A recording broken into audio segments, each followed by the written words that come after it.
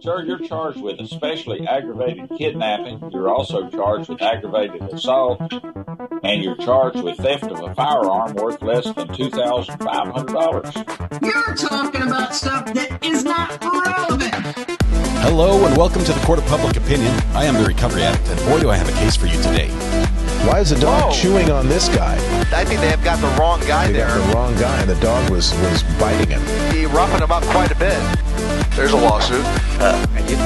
No, I am not Ayden Ansley John Milton. I am the agent authorized to represent Ayden Ansley John Milton as written in all capital letters. Thank you. And as to Mr. Milton, is there a competency concern, or is this I am not represented by anybody besides myself. In my sovereign capacity, appreciate you. Thank you, Your Honor. I did have an opportunity to speak to him. I read him the reports. Who is him? Don't interrupt. I read him. You just sit quietly. Thank you. I read him the report so that he will understand the charges against him. He didn't wish to hear anything more about his rights, and he does not wish to be represented. All right, welcome to the Court of Public Opinion. I am the Recovery Addict. Welcome, happy Friday. Happy Friday. It's good to have you here. I don't play that one a lot, but I was going through my sound effects and I found that button. I'm like, hey, let's play that one today. All right. Good morning. Hope everyone's doing absolutely fabulous. It is Friday after all. Yesterday was Podcast Thursday. If you missed the podcast, you have to watch it on rewatch. I think it's actually a law. I think it's a law. You have to watch it. Plus, you won't regret watching it either. It's great. Thank you once again, Thomas. Best podcast partner ever. He's amazing. Had a lot of fun. Oh, I know what I'm missing. Bing, lights. We got lights now. All right. Wow. What a beautiful day. I have to before we do birthdays, I have to do a couple things. First of all, I have to say, Zimmy, congratulations. You're first in chat. The internet is all yours, my friend. We're going to punish you with being first in chat. I think that's an American kestrel. In your picture, I'm thinking, I don't know, it might be like a red-tailed hawk, and I'm completely wrong, but beautiful bird of prey. Love it in your profile picture. And Zimmy, take care of the internet. Take care of the internet. Everything's going to be fine. Don't worry about it. You'll be fine. It's Friday. Most people aren't even working today, so very few calls. All right. Jeno says, hello, everyone. RA, hope all your critters got a good meal. About that, Genio.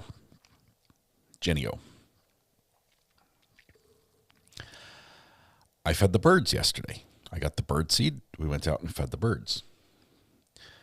The mockingbird still does not have a mate, so the first day did not work. But let me tell you what we do have. We have 8 squirrels in our yard right now. I was literally, right before I came in here, I was filming out my front window at squirrels from my neighbor's house across the street, crossing the road to come get food.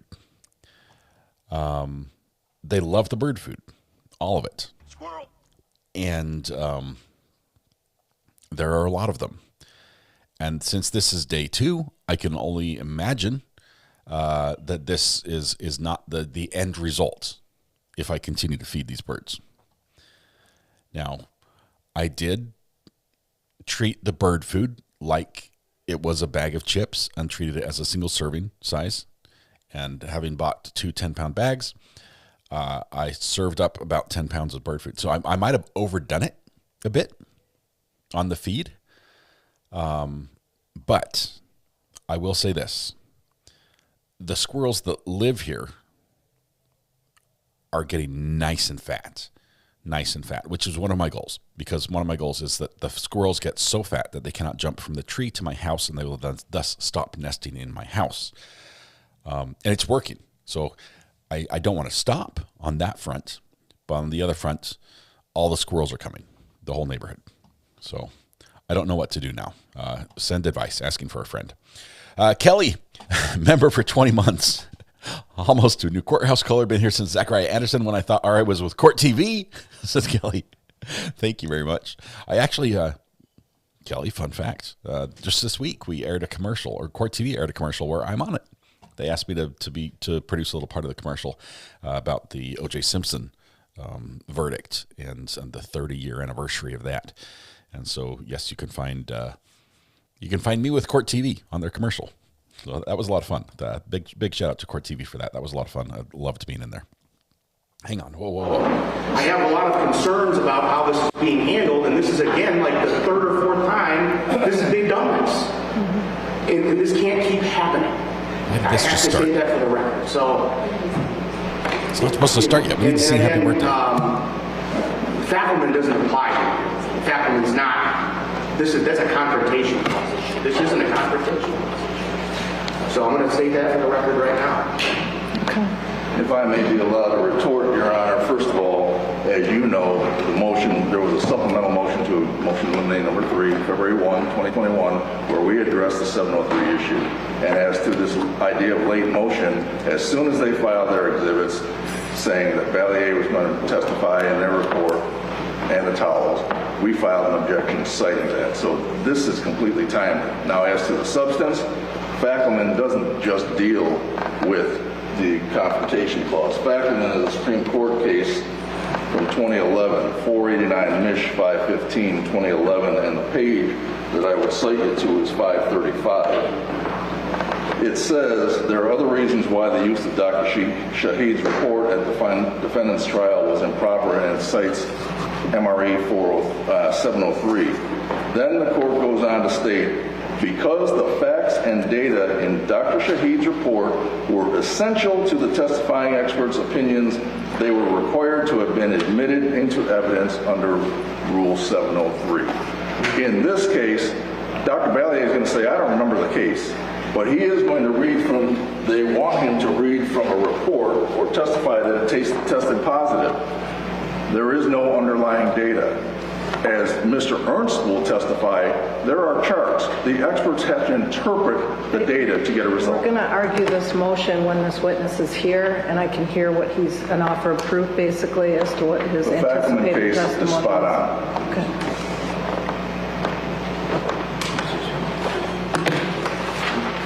So anything else, Mr. Blair?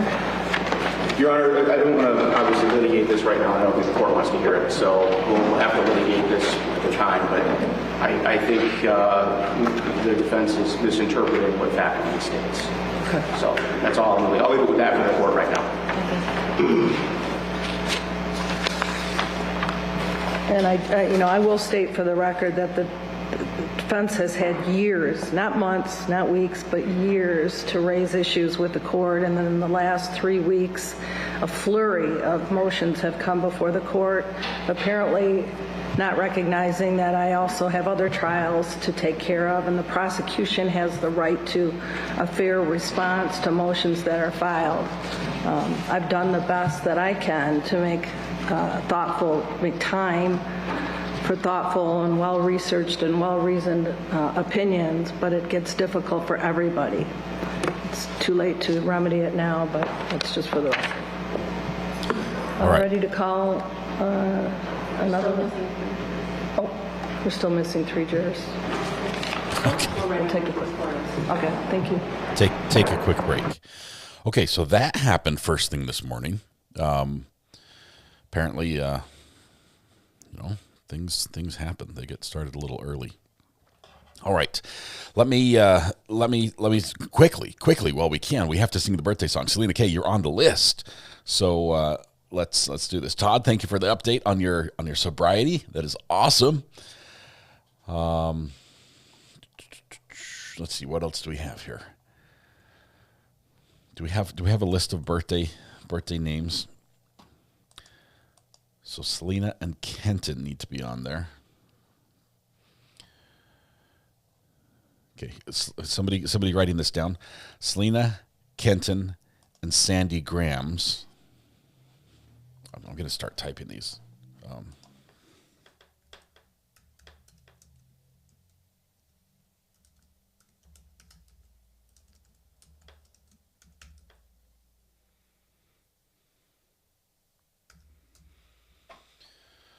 All right. Do we have anybody else who needs to be on the list? I know it was in moderator chat this morning and I wasn't looking.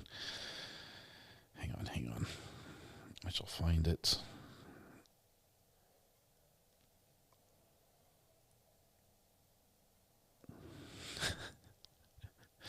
I'm sorry.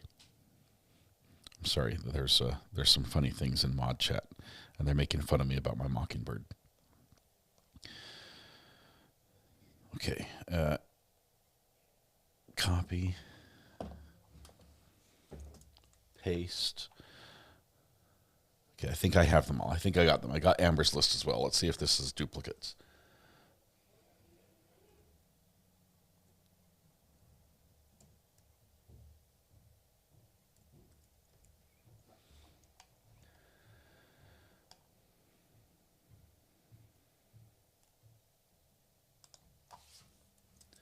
All right, I'm trying to proofread. We'll delete. Okay, here's what I have right now. Okay, here's what I have. I have Kenton, Sandy Grams, Melina Skoll, Lee Bell, Kiss Me a Cow, Selena Kay, and Bill Simon. Does that work?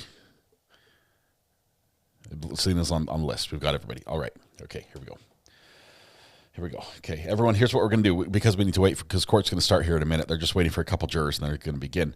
Let's go ahead and sing happy birthday to these wonderful people. It begins like this. Everyone stand up, take your shoulders, put them back, stretch a little bit, take a deep breath, project your voice to the back of the room, blend your voice with your neighbor. Warm up with me if you will. La la la la la la la. There it is. That was good. I missed a bit, but I came around at the end.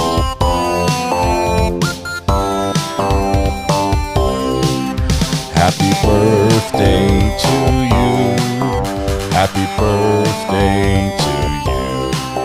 Happy birthday to Kenton, Sandy Grams, Manuel Skoll, Lee Bell, and Kiss Me a Cow. Happy birthday to you. Okay, Kenton, Sandy Grams, Marilyn Skoll, Lee Bell, and Kiss Me a Cow. Happy birthday. We've got one more verse to sing to Selena Kay and Bill Simon. Kaylee triple threat. Happy birthday to you. Happy birthday to you. Happy birthday, dear Selena Kay and Bill Simon. Happy birthday to you. To everyone who's celebrating their birthday today, happy birthday. I realize there are many wonderful days. Today is your special day. There could have been a million places you could celebrate, a million people you could have celebrated with, but you chose to be here with us. The privilege, the pleasure, the honor is ours. Please let us return some of that back to you in a small way and make your day a little more specialer. Begin by having free pancakes at Denny's, IHOP, Village Inn, Waffle House, McDonald's, Tammy Dunlap's House, Andy's Grill, and Bob Evans. There you go. Have a happy birthday. We're going to have a drum roll to finish things off. Don't worry, we're not missing anything. We're just staring at the dirty vent in the courtroom. So, oh, Kathy, go on, Kathy. Don't stop. I appreciate that. Thanks for the compliment. Oh, it's wonderful. Can I add dancing on my YouTube to my resume? Yes. Why have you not done it already, Court? We all have. Can't wait for my birthday. I'm anticipating. Did I say that right? Anticipating. I think that was right. Pancakes at Tammy Dunlap's. I tell you, once you've had Tammy Dunlap's pancakes, you can't go back. That's our cue. Drum solo's coming up. Everyone get ready. Join with me with your air drums. Finish off the happy birthday celebration this morning with a big air drum solo. Goes a little something like this.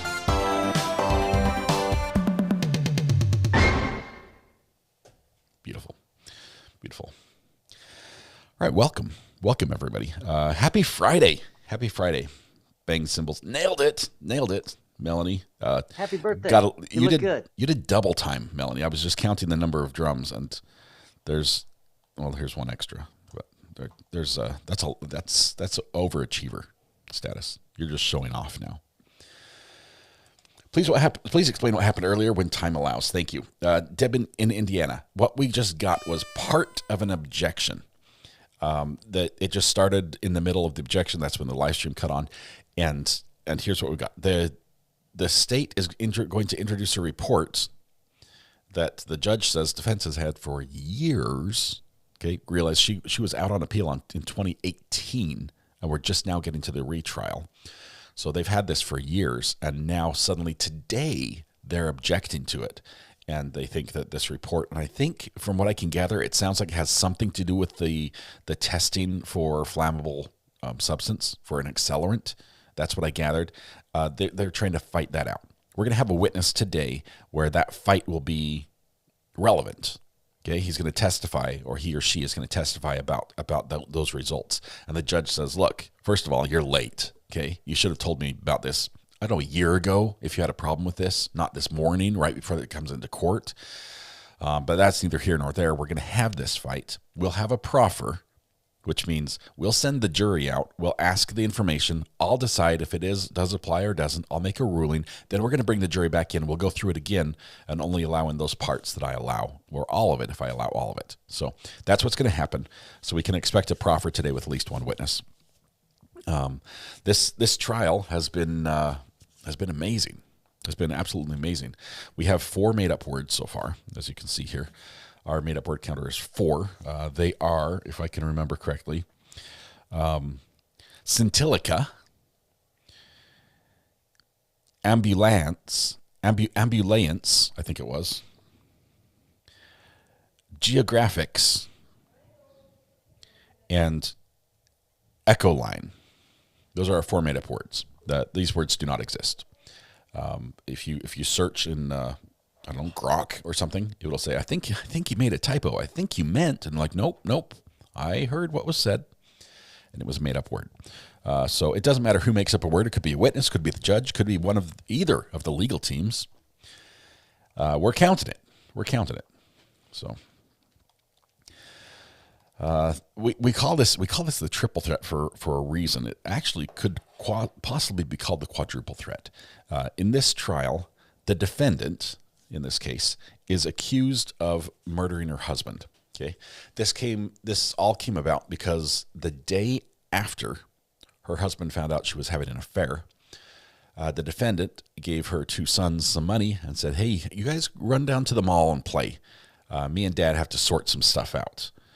We've got to get some things sorted out, and adult stuff. We've got to work on some issues, and." Don't worry about Dad. He's asleep on the couch. He's not feeling well. Just don't go in there. And you guys just go to the mall, watch a movie, double feature. It's great. While the boys were gone, 3:30 in the afternoon, the house starts on fire. The defendant says, I was downstairs doing laundry. Well, she says a couple things. At one point, she says, I was downstairs doing laundry. I heard a scream. I tried to get upstairs, and there was too much smoke. Witnesses that are coming on. I couldn't. And just leave it at that? Yeah, and then I think then what we said is then, and maybe after all the proofs have gone into, then just let them know that some of the items on the list you've made a ruling that are not, we can't give. Because I do believe on that list they asked for a police report. Yeah. Am I remembering that correctly?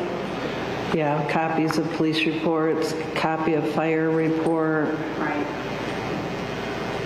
Okay. So maybe we just make then a more general ruling now, and then later, you rule that some of these are not admissible. Or I could just say that. I could just say now some of the things you're asking for are not admissible. The jury's asking for. But lawyers have been advised of your questions, and you may get answers to some of them later. The jury's asking for everything. Is that suitable to defense? Yes, you. Okay. Anything else before I bring in the jury? No, Your Honor. Okay. The jury's asking for everything. Let's turn it off for a second here. The defendant told other people that she ran upstairs and saw her husband fully engulfed in flames, like standing there fully on fire, and then ran out of the house. This, you have to realize that within the 24 hours before this fire started, the defendant ran to the store in her car and filled up a can with gasoline. And then was doing laundry downstairs. She runs out of the house, and according to the defense story, miraculously, magically even, automagically, somehow her husband made it out of that burning house, and him burning, alive. He was able to walk or crawl out of the house. And the defendant, while she was out running outside thinking, I need to get help because my house and my husband are on fire, she saw him ran to him. We'll have the prosecutor call our next witness, but I did receive Held him a down. series of questions from the jury at the end of the day yesterday. Said, "Stay right here." Some of the And then things ran that him are being over. requested are simply not admissible under the law, so I've determined under the law not to provide. I have provided the questions to the attorneys, and I think they're indicating that some questions may be answered with upcoming witnesses. Counsel, is that a satisfactory response? Yes, Your Honor. Why did everyone change their name? Are you Okay, guys thank you. like playing games with me? Ms. Ayden, I you may love it, call your Tisha, next but- witness. Thank you, Your Honor. People call Kim Thompson to the stand. We may have Carly in the courtroom today. We may have a court watcher.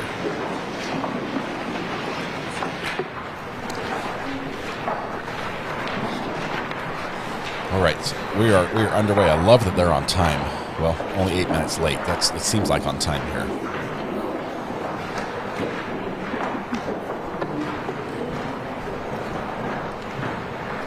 It does seem like she tried very hard to. You solemnly swear or to affirm eliminate that the testimony you're about to give in this cause will be the truth, the whole truth, and nothing but the truth? Thank you. Please have a seat.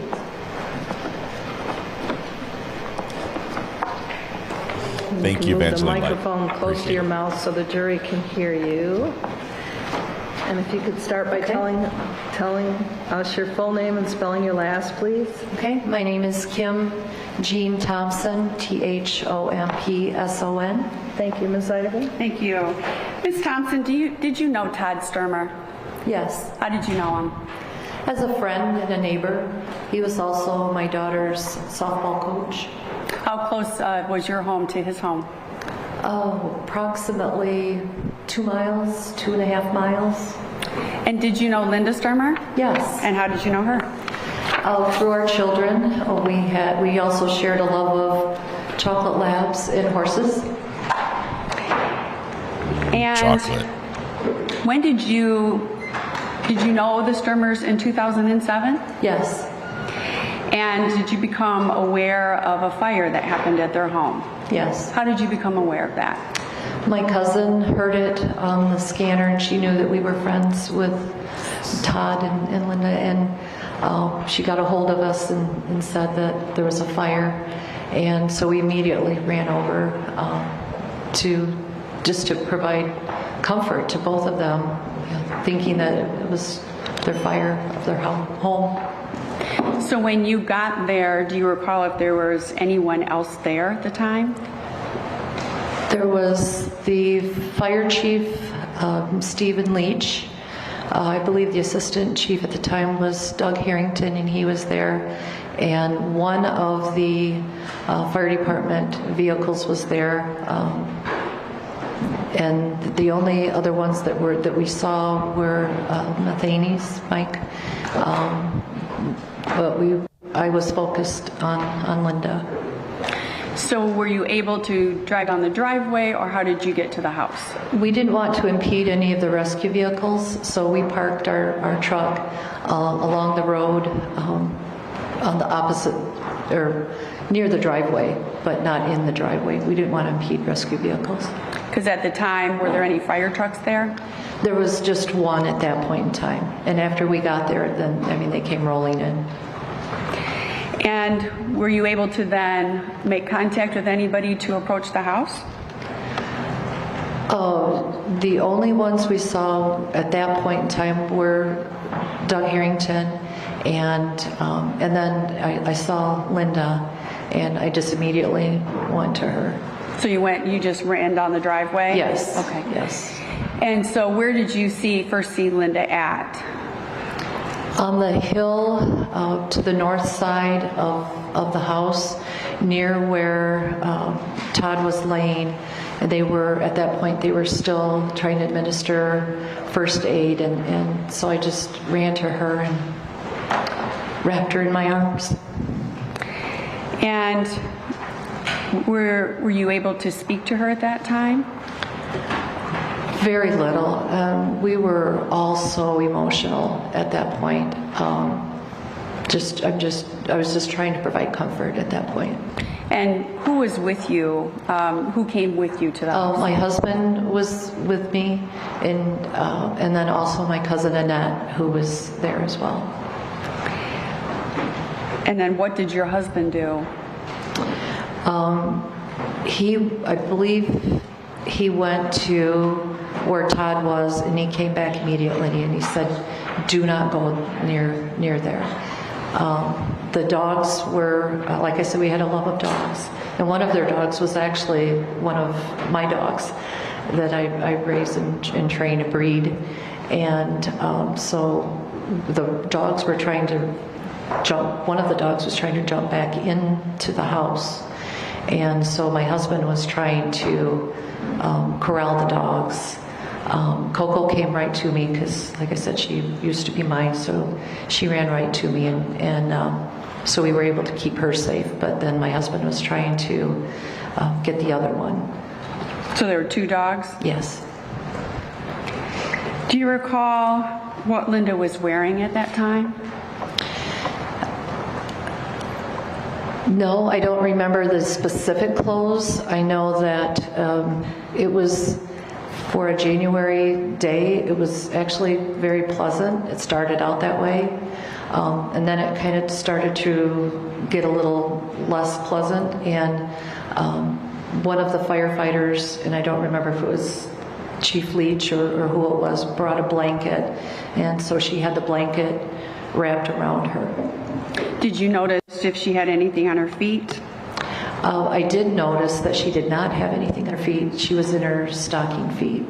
And did you do anything to help with providing anything for her feet? Yes, because especially when it started to get sleety and rainy, I was worried that her feet would get cold, and so I asked her what size shoes she wore, and she told me, and I knew that one of my aunts wore a 9 narrow, and so I let my cousin Annette know, who then contacted her mother and gathered up clothes and things for her and shoes so that she would have something on her feet. And did they ultimately bring those clothes and shoes to the scene? Yes. And were you there then when Linda was able to change into those clothes and shoes? Where were you when she was changing into those clothes?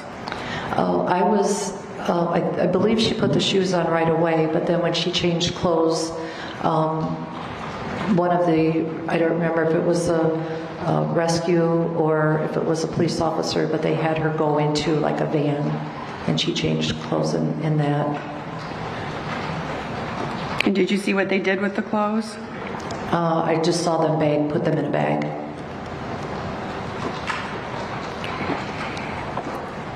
How long did you stay on scene?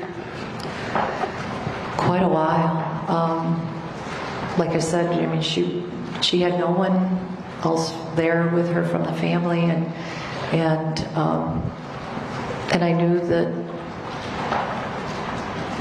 she needed somebody. I couldn't imagine going through that alone. Did you stay into the evening hours? I believe I stayed until she did have someone come, one of her family members, I believe. I don't know for sure who it was, but then they did take her, and then we left the scene. Did she talk to you at all about what had happened that day while you were on scene? No, she was very emotional, and then I think about the only thing she did ask was when things were, I guess, wrapping up and she was getting ready to go, her concern was, would you take the dogs? Would you take care of the dogs for me? And we said, of course. So we took the dogs with us, and we took care of them until they went back to family. So did you have an opportunity to talk with Linda after the fire? Yes. She came to the house a few times, and we sat at our kitchen table, and we were just trying to all make sense of what had happened. And so yes, she did come a few times, to check on the dogs, and then also, we were friends, and so came and we had been there, and so yeah, we did share a few times. Did you ever ask her about what had happened? Yes. And do you remember what she told you when you first asked her?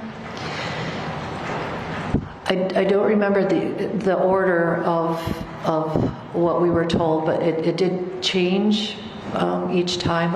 And one time it was, she had given him, he had a cold, and she had given him some Benadryl, and she thought that maybe he was drowsy or sleeping from that, and that when whatever happened, he couldn't get out. Did she say where he was? In his chair in the living room. Did she say where she was? She said she was in the basement. Did she say what she was doing? I believe she said she was doing laundry. And then did she tell you how she, or why, or if she went upstairs? She said she heard something and she ran up the stairs and saw that there was a fire and she couldn't get up. And so then she went out the walkout basement door and ran around to the van to try to get help. Did she say she ever saw Todd before she ran out the basement door? At that point, no. Later, she did say that she did see him, and that he ran out as she was trying to drive the van to go get help, and that was all. Just that she saw him when she was in the van trying to get help. So that was at a later date? Correct. That she said she saw him outside? Correct. And you said that as you talked to her then, the story changed a little bit? Yes. Do you recall then the next version or what the next thing she told you? One of the other things she had said was that he was smoking pot, and she thinks that he caught himself on fire. Did you ever know Todd to smoke pot? I didn't know. Did she ever talk to you about anything about heating with kerosene? Yes, we knew that they heated with kerosene as they were building the home. They had a kerosene portable heater in the living room, and that they would fill the kerosene heater there. Did she say that the kerosene heater was being used that day? I don't recall. At one point when you were helping with the dogs, did you see the van? Yes. And tell me about when you saw the van. We were trying, Coco was under control, the chocolate lab, and we were trying to get control of the other dog, and he kept trying to get back in the house, and so we were really worried that he would do that and get hurt or injured or killed. So my husband and I kind of tried to corral him, and he ran around to the walkout level, and when we ran down there after the dog, I saw the van door open. The van was running, and I observed what looked like blood on the front fender, and I believe bumper, but definitely on the fender. And I remember my husband and I looked at each other, and we both said the same thing: something's not right. Could you tell if the van was running at that time? Yes, it was running.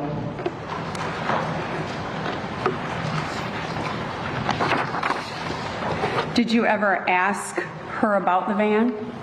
No. Did you ever tell her what you saw? No. Did she ever tell you anything about the van? No.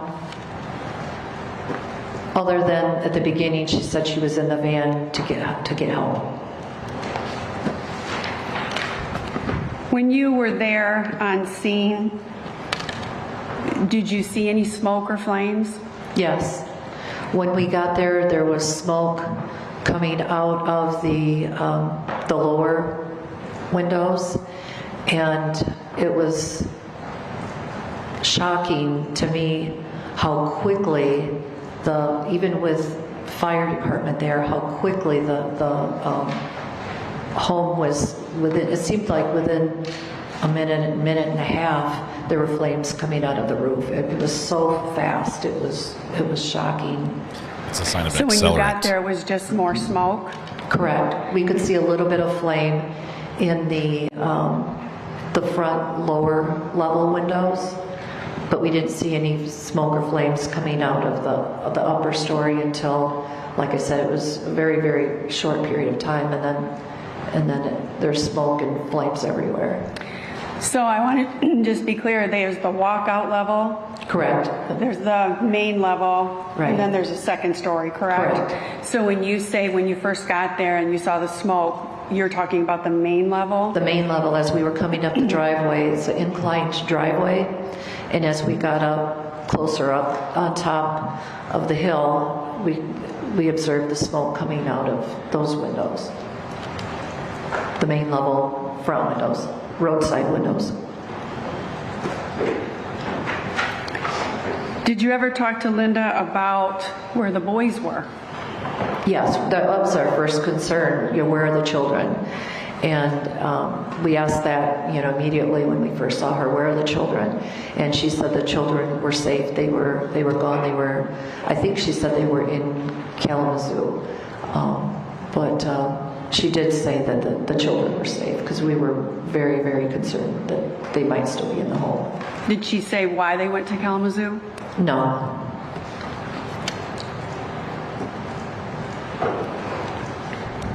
When you saw the van, how close was it to the back of the house? I would say within 5-6 feet of the little walkout door.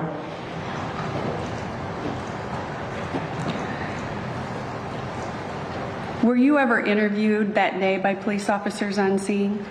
No, we got there before the police officers were there, and then what we later found as we left, that there were police stationed at the base of the driveway taking the names of everybody, but we didn't realize that was going on, or I didn't realize that was going on. So we never, as far as I know, we were never on that list because we were there before that took place. And then when you left, you just left? Right. Is it safe to say that that was a pretty chaotic scene that day? Very, very, very traumatic and emotional, yes. And do you see Linda Stermer in the courtroom today? Yes. Yep. Could you point to her and describe her by something she's wearing? Ms. Stermer is the person that she knows that was there on January 7th. Thank you, Your Honor. I have no further questions. Thank you very much. Okay, thank you. Mr. Keller?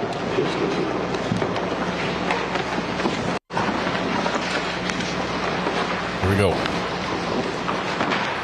Cross-examination. Very truthful witness.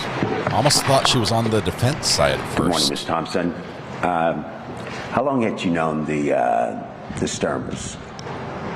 Oh, since before they built their home. The children were young and in Little League together, and Todd was a coach. And I think Linda and I bonded initially with her 2 chocolate labs. I was a chocolate lab lover as well. So we just kind of bonded, I think, over our children and our dogs. And we both are horse lovers and both had horses. And so we bonded over those things. And they were a neighbor. And in our area, neighbors look out for each other. Okay. And so, in reference to the home that was destroyed by the fire, was there another home that they lived in the area that you knew at that time as far as the relationship? I knew they lived in the area because our children went to school together at that point in time before they were in Little League together, and Todd was our daughter's coach. I don't recall where exactly they lived prior to that home. I know where Linda lived after the fire, but I don't recall where they lived before that. I know at one point they lived in Lawrence, kind of across the road from Sills Bar Market, but I don't know if that predated the home or while they were building the home or if it was after. So you They lived in Lawrence. Yes. Before they built the house that was destroyed in Lawrence, is that right? That's my understanding, yes. Okay. But you never went to that home? Not that I recall. Okay. And so the relationship that initiated with you and Ms. Stermer was a result of the children and the love for your horses and your dogs, is that correct? Correct. Okay. Did y'all participate in any type of competition with the horses or the dogs? No. She did assist us, me, in when I was establishing my breeding operation for the chocolate labs. She did help facilitate finding the stud dog that I used, and so, and like I say, it was a mutual love. They bought one of our puppies, and then later Coco, which was the second dog that they got from me. It was, I guess, like all I could say is that we had a mutual love of dogs and horses and kids. So that the horses that y'all used, did y'all raise horses for sale, or were they for competition? My horses were just for pleasure riding. At that point, Linda had rescued some horses too from out of state, I believe, and so they were caretakers for those horses, those rescue horses. Okay.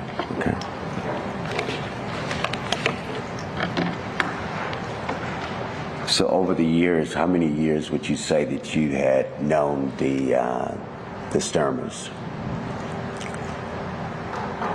Oh, that's difficult. I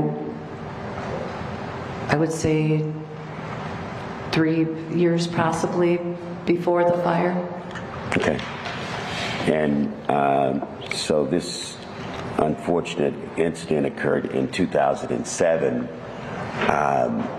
Were you contacted by any law enforcement agency after the fire to give any type of report or interview?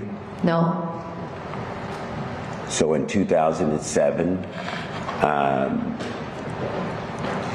did you make any attempt to contact anyone in reference to any information you had about what you saw that day? No. Have you ever been contacted by the Van Buren County Sheriff's Office? Just recently. And when you say recently, how recent is that?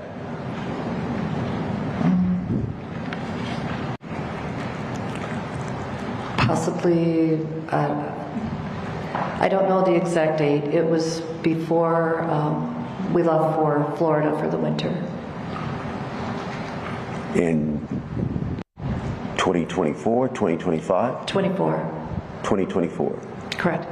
So from 2007 to 2024, you had never been contacted by anyone from the Van Buren County Sheriff's Office or the State Police Department for the state of Michigan or the State Fire Department or any law enforcement officer. Is that correct?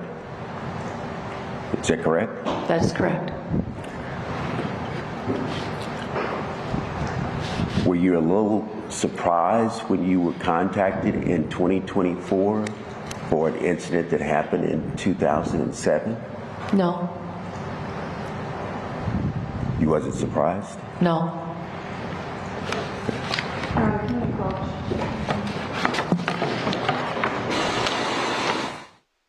Okay, interesting that this approach, I'm wondering if the state is going to correct her testimony a little bit. Why else would they approach right now? If they are aware that the testimony that's being offered is not true, they have a duty to report that to the court.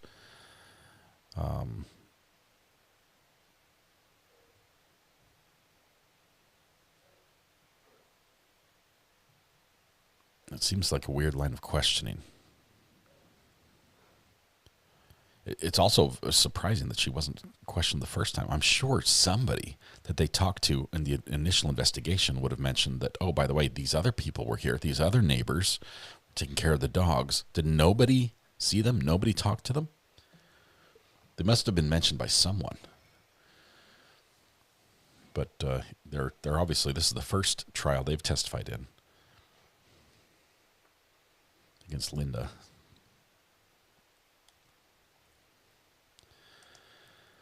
Laura Lee, this is lady's accused of killing her husband, drugging him, beating him, burning him, and then running him over. It was an accident, apparently.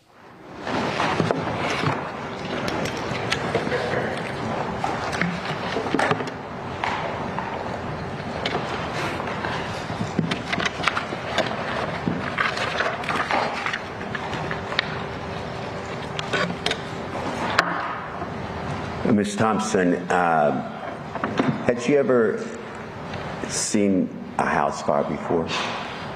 No. Okay. You mentioned the fact that you were aware that kerosene was on the property as part of the household use of heat. Is that correct? Yes. Did you ever visit the home to see the location of their heating system or how it was installed? The only time I saw the kerosene heater was during construction when they were in the process of building the home, and it was in the lower level as you walked in. It was like kind of like right there in the open area when it was under construction.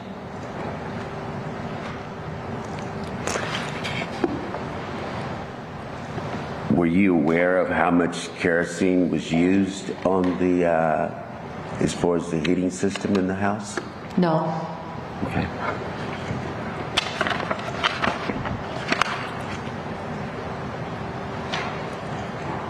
Do you ever see any gasoline on the property? It was a farm. We all have gasoline on our farms. Okay.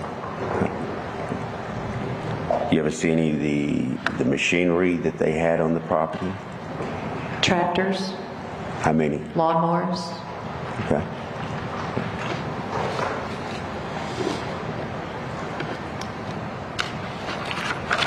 I think this witness doesn't think the defendant is guilty. You don't know what caused the fire? No. Okay. And when you arrived at the scene, your cousin is Annette Grandel? Correct. Is that right? Correct. Okay. And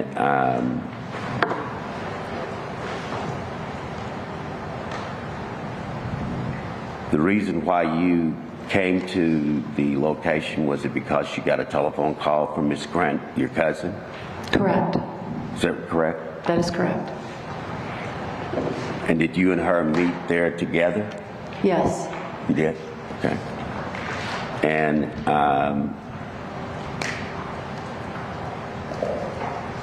where was Linda when you arrived at the house? She was on the hill to the north of the house, a short distance away from where they were working on Todd. Okay. And when you say the hill, are you referring to the elevation of the house, and there's an upper and a lower?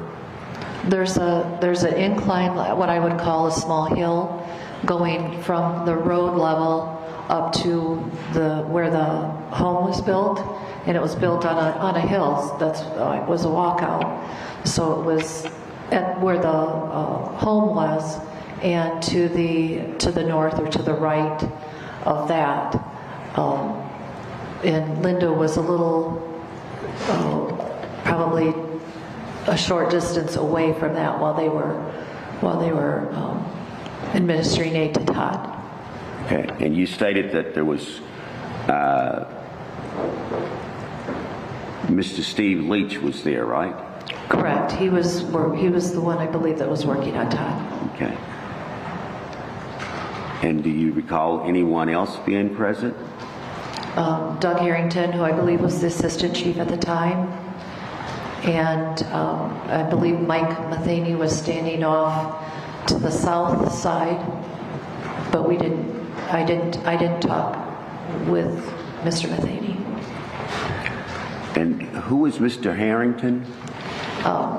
Doug Harrington was our township supervisor at the time, and also I think at that point in time he was also the assistant fire chief.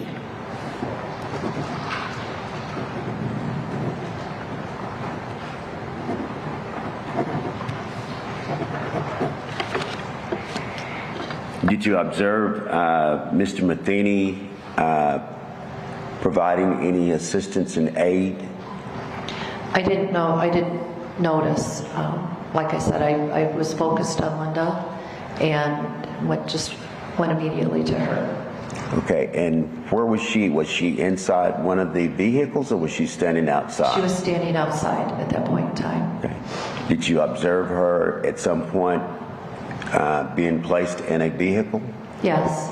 My cousin Annette's mother, my Aunt Gail Crandall, arrived on scene with the clothes and the shoes, and then she sat inside. I believe it was Chief Leach's personal vehicle, a red truck. My aunt and Linda went into the truck together. Was there an ambulance there at the time that you were present? Eventually, but not when I first arrived. Okay.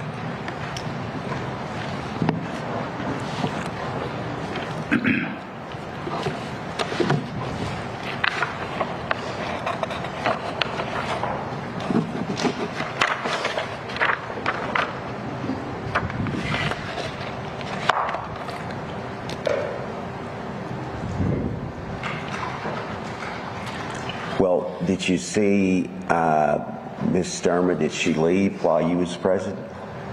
Yes. Okay. How did she leave? I believe it was a family member that came and got her. I don't recall exactly who it was. Okay. Did you observe any law enforcement officers talking to Ms. Stermer? Yes. Do you know who it was? No. Was it a male or a female? Do you recall? Both. Okay. It was a both. How far was your house from the Stermer's house? About 2.5 miles. Okay. Could you see the smoke from your house? No, our home is in the middle of the woods. Okay. But as you approached the premises, you made a statement that you could see a lot of smoke? Yes. Okay. From the upper part of the house, right? No, initially when I arrived, the smoke was coming out of the lower windows on the roadside on the main level. And we were there just a very short time, and smoke started coming out of the upper story windows and then out of the roof. So when you first arrived, you saw smoke coming from the lower part of the house? The windows on the main level on the roadside. On the roadside, is that what you're saying? Correct. So not the walkout side, but the main level side. Okay. What I guess you would call the first story, not the basement. Okay. Do you recall what the weather conditions was as far as the terrain there that day? It started out as a sunny winter day. It was unseasonably warm initially. Then the weather did deteriorate, and it started spitting like a rain-sleet mix. And that's when I noticed that she was in her socks, and I was concerned about that.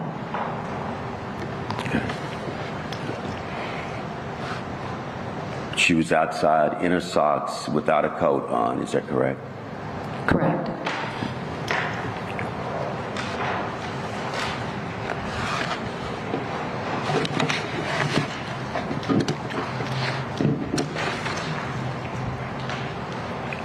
Have you been shown any photos of the property or of the house?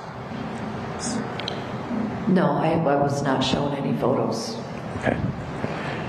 And you retrieved the 2 dogs that was at the property, is that right? Correct. Okay. Were there horses still on the premises at that time? Yes, in the pasture. Okay. Did you help care for those and rescue the horses? Pardon? Did you have anything to do with the relocation of the horses, or did they remain there? I did not. Okay. I have no further questions, Your Honor. Thank you. Ms. Ayden? I have no further questions, Your Honor. Jury, any questions of her? I've got some hands going up. If you haven't already done so, we'll have you write them down and we'll retrieve them.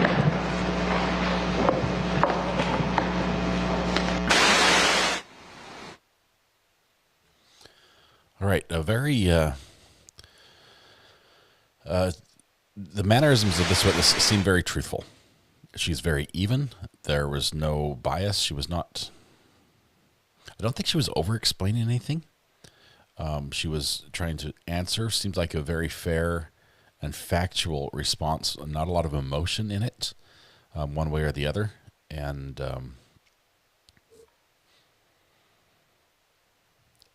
she was on the scene, one of the first people on the scene that never got talked to by the police. I'm like, how did that? I mean, I think for the fire investigation, it would be very informational to the investigators to know that the fire was first coming out of the front floor before anything upstairs.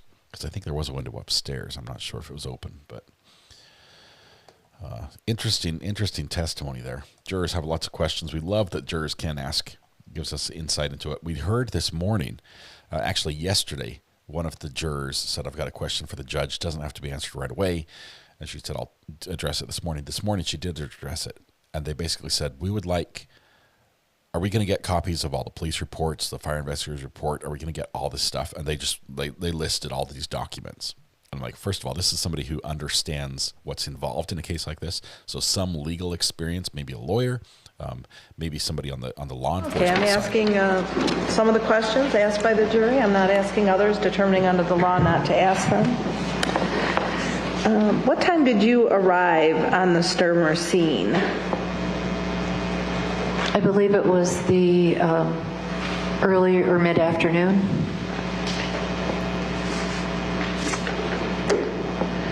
You observed blood on the fender, you testified. Where on the fender? On the front bumper on the driver's side and on the fender of the front driver's side. Okay.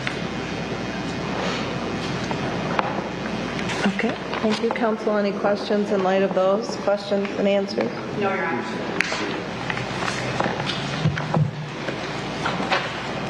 Any questions in light of that question and answer? Just. Okay. Thinking it over. Defense might have something.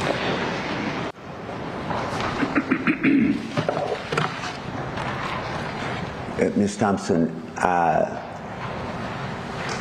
when you say you saw blood on the fender, on the driver's side? On the front of the vehicle. And I believe it was on the front quarter. I don't know the terminology, but like the front on the driver's side and on the side the driver's side is where I observed blood. There might have been blood elsewhere, but I don't know. That was the only location that I saw, and then I backed right off when I saw that. But you've never been shown any pictures for you to point out if that was correct as to what you saw, right? That was just what I observed, and I saw that location, and my husband and I looked at each other, and we both said something's not right, and I backed right off. I did not want to be there, so we got the dog and we got out.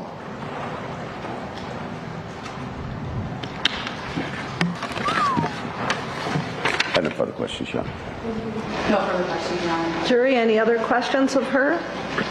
Nope. Is she excused from her subpoena, counsel? Yes, she please be excused. Mr. Kelly, agree? Yes, Your Honor. Thank you. You're all done. Thank you. Thank you. Ms. Ayden? Thank you, Your Honor. People call Kevin Thompson to the stand, please.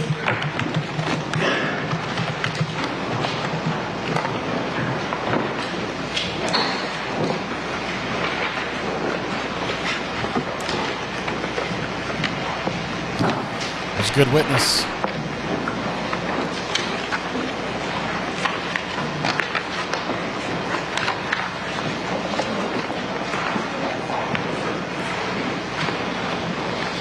Here's her husband now.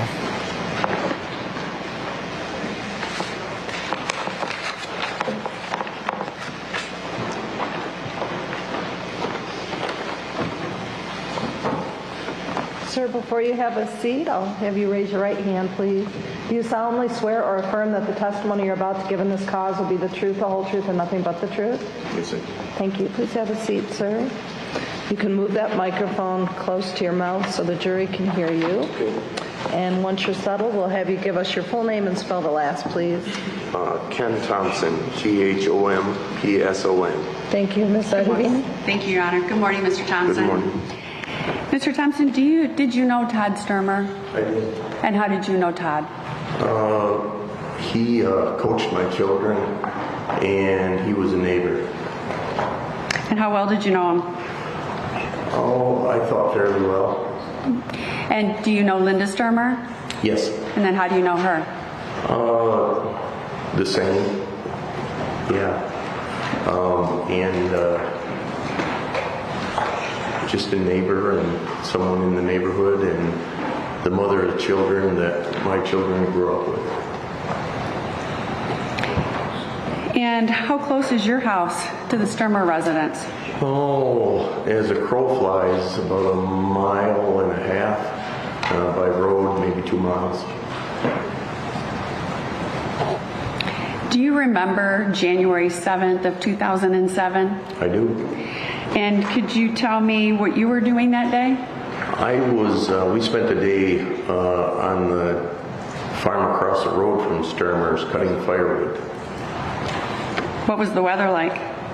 It was a beautiful day. It was shirt-sleeve weather until later in the afternoon. It got nasty. And so when you say you were across the street from the Stermers, were you directly across the street from the Stermer residence? Just on the farm across the street, but at the north end of that farm. And do you recall when you saw the fire? It was, I went by Stermer's, went home, and I was probably home 15, 20 minutes, and we got a call that Stermer's house was on fire. So you had just driven by the Stermer residence 15 or 20 minutes prior? Yes. And then how did you learn that there was a fire? Kim's cousin Annette called, and she heard it on the scanner. And so do you remember distinctly seeing the Stermer home as you were passing by it? I can't say that. I didn't notice anything out of the ordinary. You didn't see any smoke? No. So what happened then once you got that phone call? I told Kim to jump in the truck, and we headed right over there. And what was your thought? What were you going to do? Anything we could. When you got there, was there anyone else there?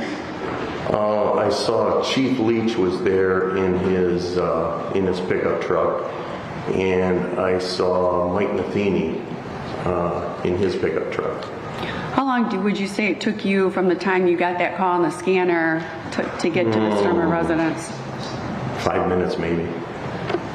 So you had just been by 15, 20 minutes prior, walked in the door, got the call, and then it took you another 5 minutes to get back over there. Correct. Did you go up the driveway, or where did you park your car? We parked out toward the road so we wouldn't hinder any, because I knew fire vehicles would be coming. So we parked out by the road, and then I headed up the driveway to the house.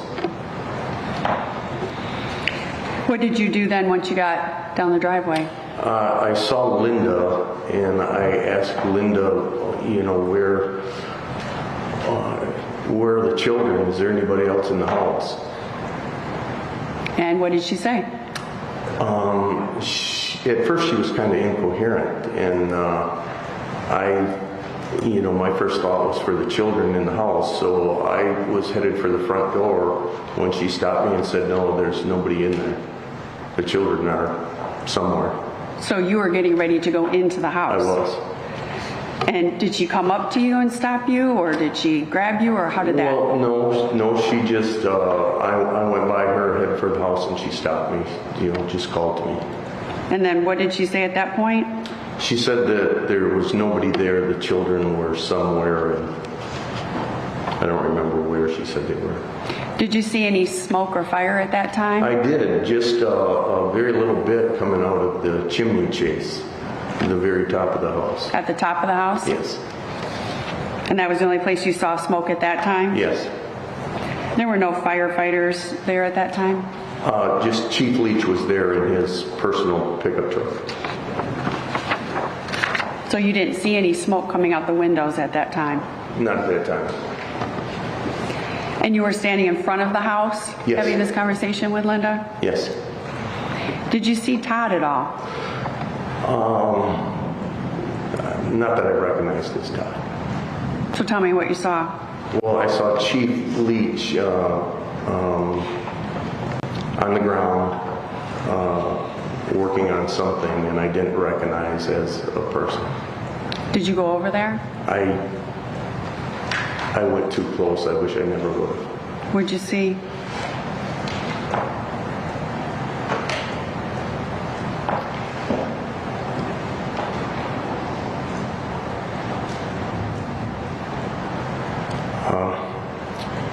It was unrecognizable as a person. Couldn't recognize his face? Couldn't recognize his face? No. How close did you get to Todd? Oh, I would say from me to you. Can we get a reference for the record? I'm going to say 12 feet. I think yesterday we said 16, but I'll go with 12 today. Sharpen my eyes a little bit. And I understand this is very difficult. Where was Linda at that time? I think she was still in approximately the same spot in the driveway in front of the house. In front of the house? Yeah. What was she doing? Oh, I kind of lost track of her at that point. What did you do then? You said you lost track. What were you focusing on? The firefighters started to arrive, and you know, I know all those guys, and I just went to them and see if I could assist them in any way, ladders, hoses, whatever. And were you able to assist them? Well, not with ladders or hoses, yeah. So how long were you on scene? 5 hours. And you said when you got there, you just saw a little bit of smoke coming out of the top of the house? Yes. What did you observe then in the minutes that you were there? Smoke started coming out windows, and you know, eventually the whole house went involved. How long did that take, do you think? Yeah, I don't remember exactly, but it, you know, probably 20 minutes, half hour. So it was minutes? Yes.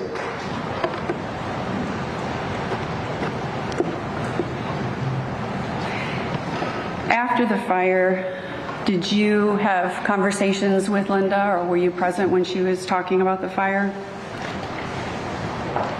Yes. And where did those conversations happen? Our kitchen table. And do you recall what Linda said happened that day when she was at your kitchen table? No. Did she tell you where she was when the fire started? Well, she told me that, you know, I talked to her evening of the fire. Oh, And she so said she was in the basement doing laundry. so this was actually the day of the fire? Yes. Not at your kitchen table? Right. So then, was this a few hours after you arrived, or was it close to the time you arrived? Close to the time. Okay. So what did she tell you when you were talking on scene about the fire? She said that she was downstairs doing laundry, and Todd was sleeping in his chair, and Todd yelled, "Linda, get out, the house is on fire." And she went out the basement door. She went out the basement door? She said she looked up the stairwell and could see she couldn't get up there. Did she say why she couldn't get up there? I think there was flames or whatever, the impression I got. And then she went out the basement door? Yes. Did she say anything else about that day?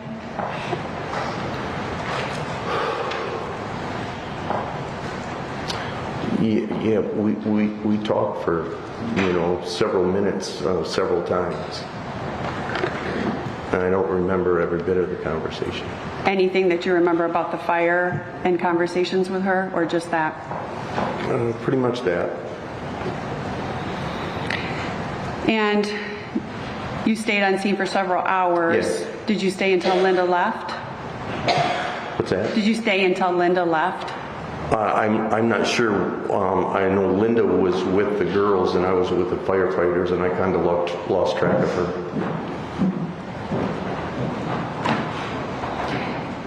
And at some point, did you see the van on the property? I did. And tell me why you saw the van. Well, the deputy had asked us to guard that van and make sure that nobody touched it, or especially nobody sprayed it with water. And why was that? I guess there was evidence on it. You could see blood on it. So you saw the blood? I sure did. And where did you see the blood?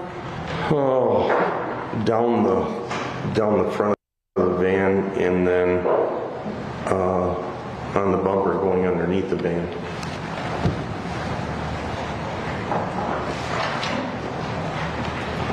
He sees it on the front. Have you like she talked hit him to while he was Linda? You said there were standing. some conversations at your kitchen table after the fire. Mm-hmm. Did you have any conversations with her about the fire at your kitchen table? I don't recall. I have no further questions for this witness, Your Honor. Thank you.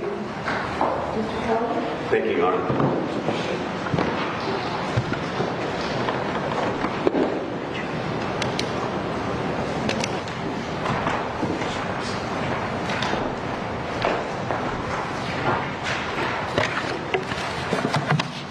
Good morning, Mr. Thompson. Good morning.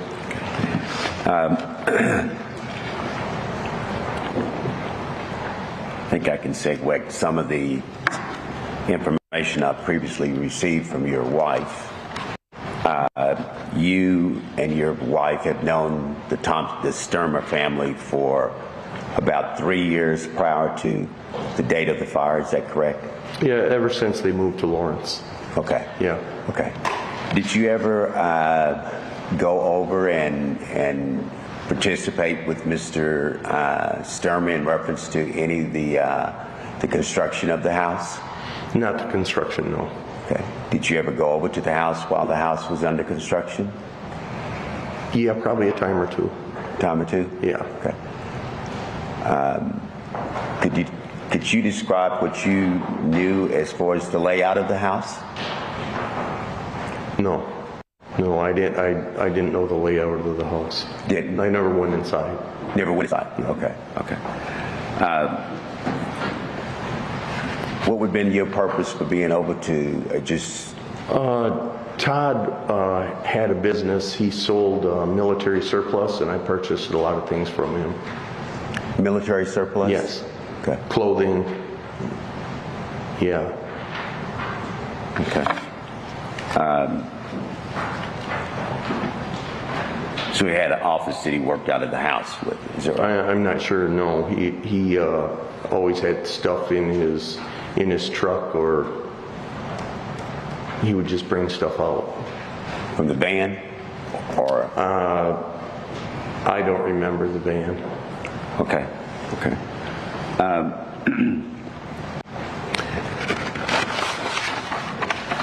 Would it be fair to say that your knowledge of a fire was from a telephone call of your wife's cousin about the reason why y'all came to the house? Yes, that's why we went over there. Okay. Yes. The call was Stermer's house is on fire, and I thought, I just went by there. Stermer's house isn't on fire, but so we hopped in the truck and headed right over there. Okay. So now that brings me to a question that you stated that you had just been by the Stermer house? Yes. This was on a Sunday, is that correct? It was on a weekend. I know we were cutting firewood across the street. It might have been Sunday. Okay. And about what time a day was it when you had been by the house? Oh gosh, we'd cut firewood for quite a long time. I'm not sure. Maybe sometime in the early afternoon. Okay. And when you say you was cutting firewood, are you cutting firewood across from the Stermer property? Yes. Yes. On the neighboring farm, right across the road. Okay. You and who else? Me and my two cousins. Okay. And what time did y'all start cutting firewood? Well, probably 9 a.m. Okay. Did you know the vehicles that was part of the family that was parked at the Stermer property? No. I mean, had you seen, well, let me just clarify that. Did you know how many vehicles that the Stermers had? No. From the times that you had been over there, you only saw one vehicle? You know, over the years, differing vehicles at differing times. Okay. Well, let's say for, just during this period of time when you were cutting firewood, say for instance the last 2 weeks prior to that, had you seen the vehicles, any vehicles at that property? No, not that I noticed, no. Let me ask you this, had you ever seen the van? I didn't remember that van until that day. Okay. Could you say what type of vehicle you had a memory of that you had seen there on the property? No. You stated that Mr. Stermer sold you some products or yes. From his truck? Yes, it seemed like he had like a cube truck with a roll door on it at some point. Okay. Yeah. Okay. Okay. Now, so you all complete your task of cutting wood about 12 o'clock that afternoon? No. It was later in the afternoon. It was I would guess in the area of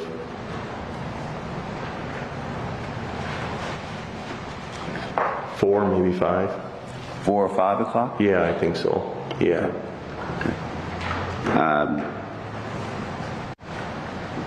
And so you had a direct view of the Stermer property from where you all were cutting wood, right? No, we were at the north end of that farm, and there's trees and fence rows, and no, I couldn't see their house from where we were. Okay, but when you finish cutting your wood, you're leaving, you have to come on the road, right, and pass. We went by Stermer's house, yes, on the way home, yes. Okay. And I didn't notice any smoke or anything out of the ordinary. And didn't notice any vehicles there, is that right? I 3:30. Of course, you wasn't looking for anything suspect, right? I was not. Okay. No, we were headed home. But you definitely didn't see any smoke or any fire. I didn't notice anything out of the ordinary. Okay. Did you notice anybody outside at all? I didn't. Okay. All right. What was the weather conditions that day that you recall? It was earlier in the day. It was just beautiful. It was a perfect day to cut firewood. I mean, we were in flannel shirts, and it was the weather was good. But later in the afternoon, around dark, the weather got pretty bad. It was spitting snow and rain, and it got pretty rough. Okay. And the road that is in front of the house, the Stermer property, is it paved or It is. gravel? Yes, County Road 215, it's paved. It's paved? Yes. Blacktop or paved? Yes. Okay. To your knowledge, on the Stermer property, when you turn off the road, for what would be, or driveway, was it paved? No, okay. It's gravel. Gravel? Yeah. Okay. And have you ever been to the backside of the Stermer property? Well, before they built the house, I knew every step of that property. I beg your pardon, you said before you... Before they built the house, yeah, I was on that property quite a bit. Okay, so you knew the property before they even purchased the property? Yes. Okay. What was do you know how many acres it was? Well, it started out, it was the original farm, it was a big property, and I'm not sure how many acres that they purchased. Okay. Yes. But you was very familiar with the geographical layout of the property, right? And the house itself, could you describe the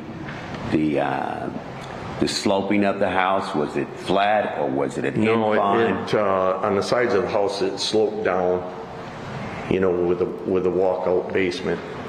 Okay. I would say that it was about a one-story drop from, the sides of the house down to the basement entrance. Okay. And so when you arrived on the property as a result of the telephone call from your wife's cousin, you stated that you immediately saw smoke from the chimney? Yes. Okay. Did you see any flames from the chimney? No. But you saw smoke? Yes. Was it a large ball of smoke? No. I thought that initially that it was a chimney fire because it was the smoke was coming right out the chimney chase, and that's the only smoke that I saw. So I thought maybe they just had a chimney fire. Were you familiar with chimney fires? Yes. Have you ever served on the fire department before? No.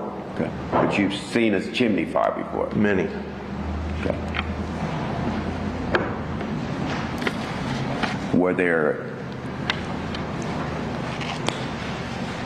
Could you give an estimate time frame as to, if you can recall, when you and your wife arrived?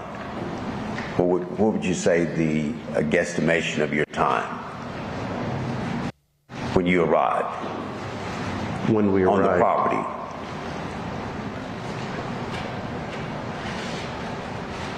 I'm not sure. You left cutting the wood. Yes. About 3 or 4? Yeah, 3, 4, 5, somewhere in there. Okay. Yeah. 3, 4, 5. Couple hours. So you say it was after 5 o'clock then, right? When you would have arrived at the Stermer's property? That I couldn't say. I didn't look at a watch. Okay. Here's what it looked like at 3:33:57. And did you pull into the property off of the road? Yes, we pulled just off the road, and then, like I say, we wanted to make sure that we weren't going to hinder any fire vehicles, so we kind of got out of the way. We made sure our vehicles were out of the way. Okay. And by the time that you're parking your vehicle, you begin to see smoke coming from another part of the house? Well, it didn't take very long, and then there was smoke coming out windows. Okay. And you saw that after you got out of your vehicle, is that right? Right. Okay. And these windows, they face the frontage of the road, is that right? And on the sides. And on the sides? Mm-hmm. Okay. But I noticed the smoke coming out the windows on the side. Okay. But you didn't see any fire trucks there at that time? Right? No, just Chief Leach was there with the chief's truck. Okay.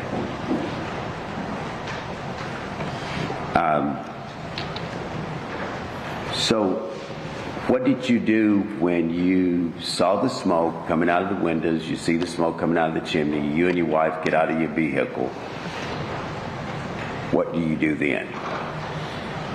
Well, I saw Linda in the driveway, and I quickly went to Linda. I was concerned for the children, and I said, Linda, where's the children? And at first she was kind of incoherent, and I thought that the children would be inside.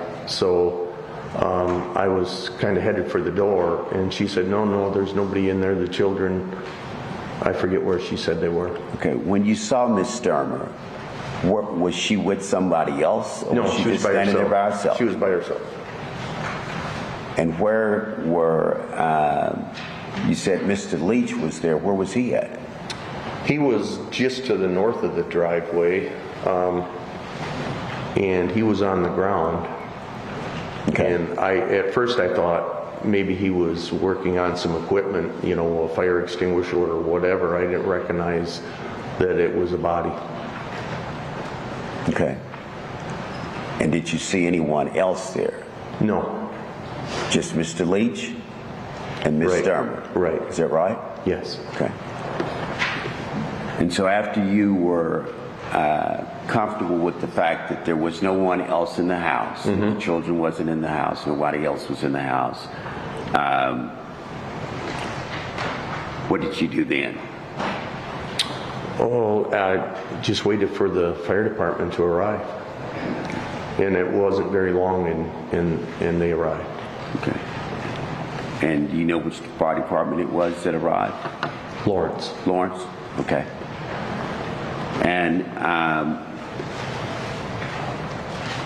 did you ever go over to the location where Mr. Stermer was lying on the ground? No, I avoided it.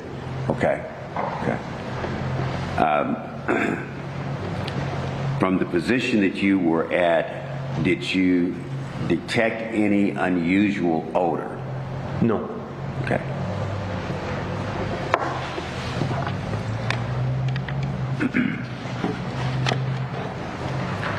Now,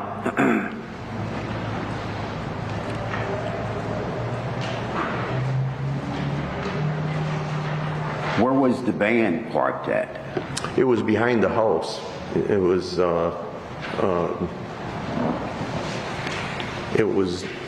down the hill and around behind the house. You couldn't see it from the front of the house. Okay. Okay. And what was the ground like? It was slippery. It was kind of muddy. Kind of, or was it muddy? Well, it was muddy. Okay. Yeah. Okay. Okay. And at that time, was it still raining? It had started to rain after we were there a while. Okay. Yeah. Okay.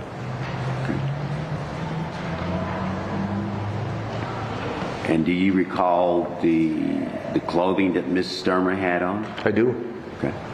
Could you describe what you saw? She had a t-shirt, gym shorts, and white socks. Just socks, no shoes. And shorts? Mm-hmm. And a t-shirt? Yes.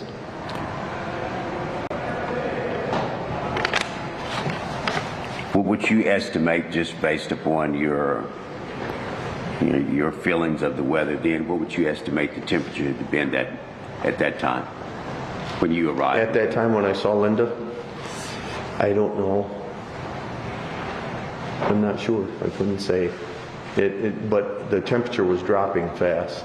Dropping fast? Yeah. Okay. It started out as rain, and then it started to spit snow-rain mix. Okay. Yeah. And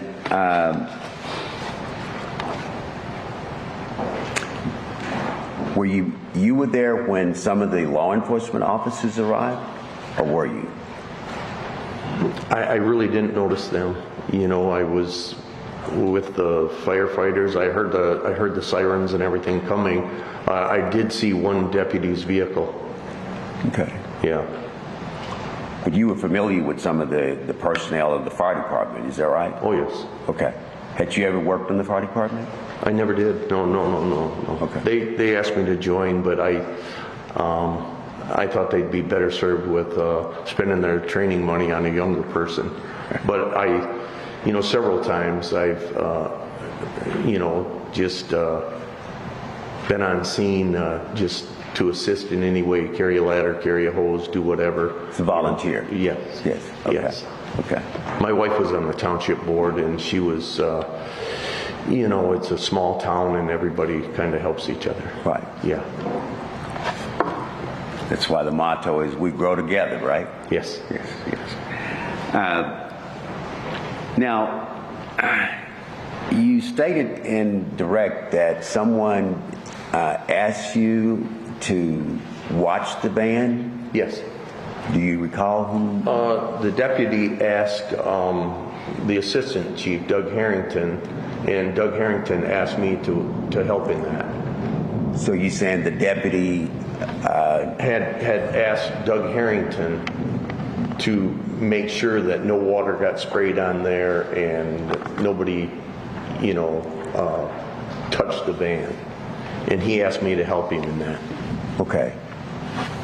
So in putting out the fire, they wanted to make sure that the van didn't get hit with the water, is that what they were talking about? Right. But you wasn't directed to move the van, though, right?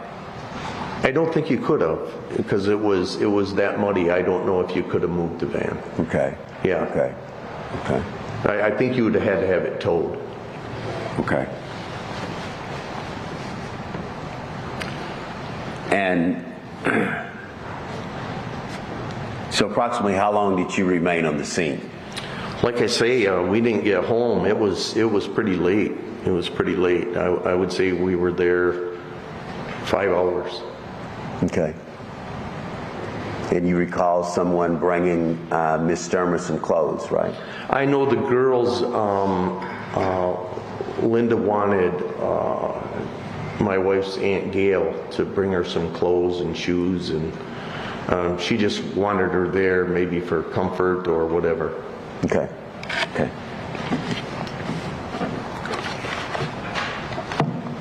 And so, since 2007, you haven't had to speak of this case to anyone in law enforcement? No one in law enforcement. Okay. And on that date, did any of the law enforcements that arrived, did any of them take an interview statement from you? No. Okay.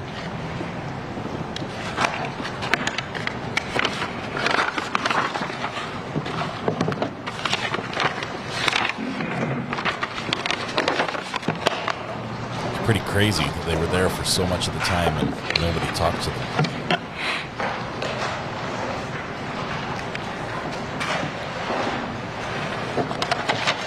Just a second. Nobody talked to him, but nobody's questioned whether they're lying about it. They picked up the dogs. They had the dogs. They were there. Just the police and the fire didn't talk to them. Interesting about the van, saying watch the van, make sure it doesn't get sprayed by the fire hoses because there's evidence of it. We'll go back and look at the pictures. I think it was sprayed a little bit. Mr. Thompson, let me, you recall the fact that there was two dogs at the house? I saw one dog. You saw one dog? Yes. Were you part of rescuing the dogs? Yes.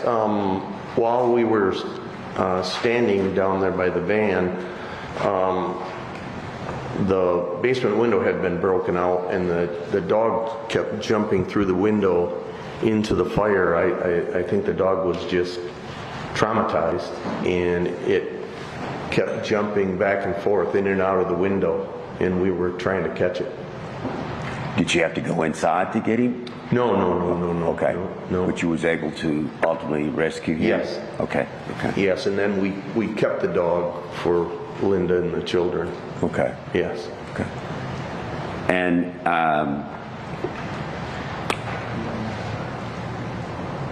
did you see anything on the van in reference to any type of blood on the van?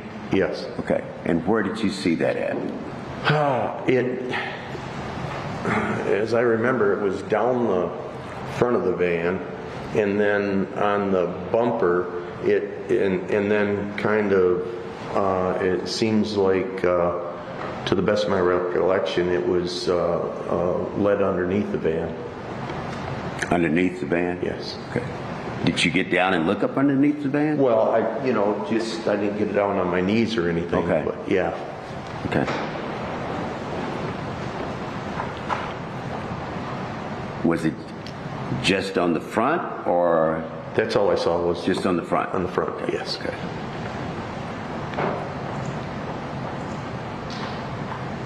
But you don't know what caused blood to be on the van? I had no idea. And you don't know what caused the fire? No idea. Okay. And my last question, when you said you first approached Linda Stermer, you stated that she was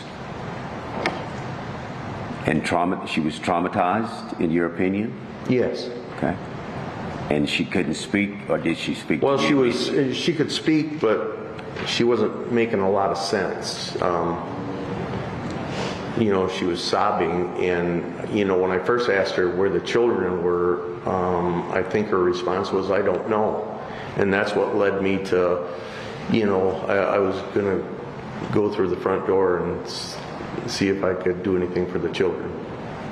But then as I headed for the door, she told me, no, there's nobody in there. The children are somewhere. While you were on the location, where was the great amount of flames and smoke that you identified while you were present there?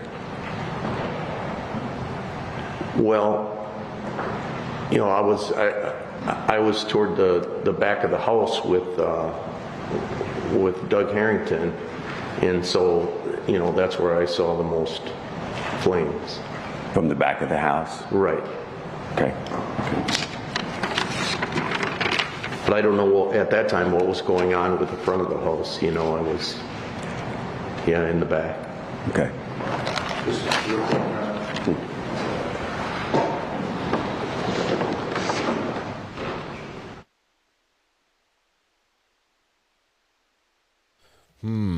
Interesting. Jury questions, maybe? You good? You done? Okay. Ms. Ayden? Thank you, Your Honor.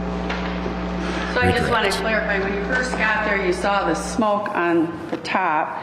There were no holes in the roof at that time? No. Fire hadn't broken through yet? Just smoke, yeah. Okay. And was Mr. Matheny, did I remember you saying he was there? Yeah, I didn't realize it was him, but I recognized the truck, and it was off to the side. He was kind of off to the side. Okay, so he was there when you and Steve Leach were there as well? Yes. Okay. And did you smell the fire? Did I smell the fire? Mm-hmm. I can't say I recall smelling anything. Don't remember? No. And you arrived, were there law enforcement at the end of the driveway when you arrived? I don't recall. And you didn't put your name on a list or anything while you were on scene? No, nobody asked me anything that night. And you left then before you actually talked to the law enforcement? Right. Yeah, when the fire department left, we left. So you were actually kind of with the firemen and helping Yes. them out. Yes, So the dog was jumping in the basement window? it was. Was- Probably 4 or 5 times. So the dog get burnt? No, the dog would jump through the window, and then the flames would drive it back and jump out the window, and then we'd try to catch it, and it would run around a circle and jump back in the window. So there weren't any flames coming out the window? No, but you could see flames inside.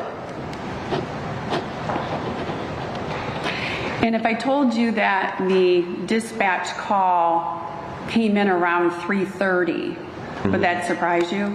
No, it was, that seems appropriate. Seems about right time? Yes. In terms of the events of that day? Yes. Fits in with your cutting of the firewood? Right. So I'm guessing, were you looking at a watch or a clock? Not at all. I have no further questions, Your Honor. Every day is work from daylight to dark. I have no further questions. Work. That's all I ever do. Any more cross? Possibly.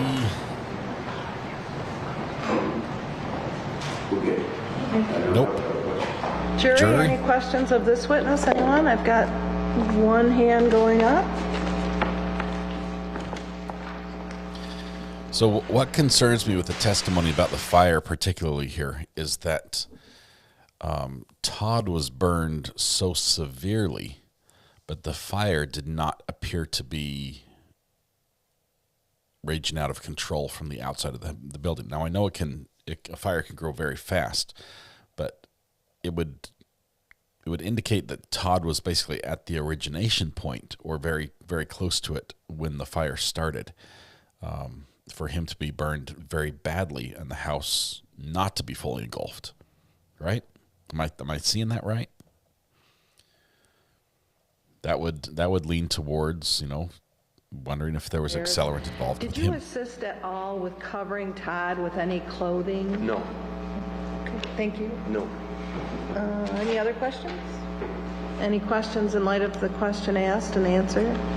No, Your Honor. Mr. Kelly, any questions of him? Any more? No. Thank you, sir. Can he be excused from subpoena? I would ask you please be excused. Any objection to that? To excusing him from his subpoena? Yes. Good. Okay, thank you. You're done and you're excused Any from your objections? Yes, obligation he's under free. subpoena, sir. Thank you, Mr. Thompson. Counsel, can you approach, please? Yes, Your Honor.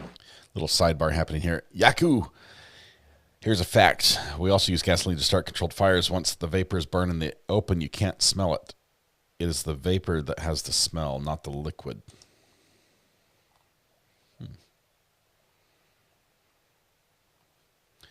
There's been some suggestion that Todd was investigated for arson previously, like 2 previous homes burned down, right?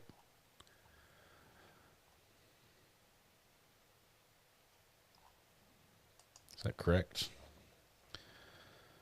Let's see. 2 other properties he owned burned.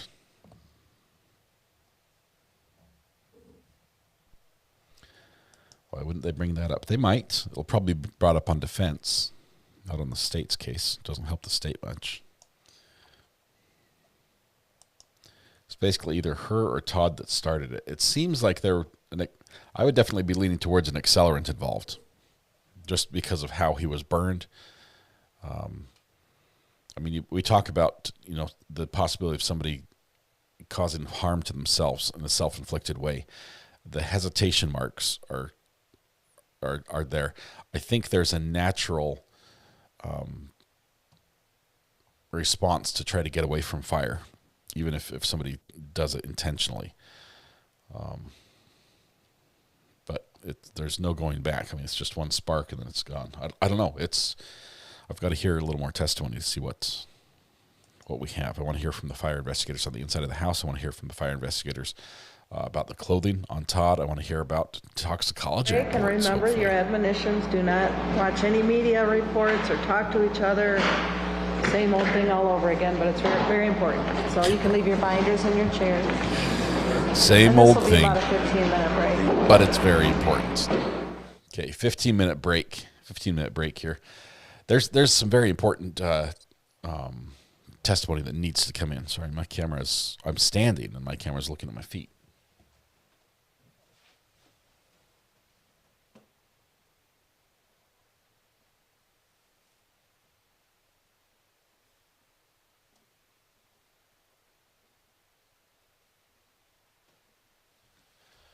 I've got a different mount there. Now it's terrible. Now it's looking up. But there's an orange glove on the floor. Yes, that's my work glove because this door goes in there to where I'm working in the bathroom. So I've got some tools on the floor as well. So thanks for noticing. The whole place is a mess. I have not worked on that. I think I'll be able to work on it on Saturday. But tonight we've got another gig. We've got a training seminar that I've got a live stream. So I've got to go to that tonight. But what is Linda's defense? That it was an accident, that she didn't see him. The fire started accidentally from who knows what, right? Because she wasn't there. Could have been something Todd did. Could have been Todd did it intentionally. Could have been whatever. But that happened with Todd, and that's separate. The fire was the reason she left the apartment, or left the house. And then when Todd came running out, she ran to him and told him to lay down and hold still. She was going to go get help. Well, she got the van to help run over Todd. And then as she ran him over, saw neighbors and drove it into the backyard. I'm not sure if she hit him twice. It's my understanding that she hit him twice, backed over him and then ran over him again. But it might have just been backed into position, then ran over him once.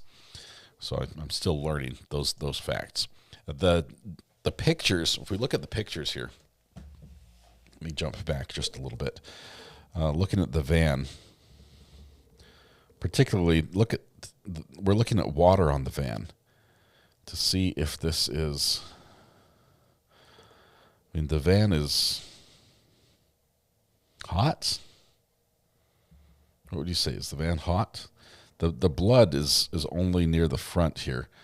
I don't see it up the quarter panel. I don't see it on the grill, but it's possible the van got sprayed with some water from the fire hose, just a wee bit, as they're trying to put out the house.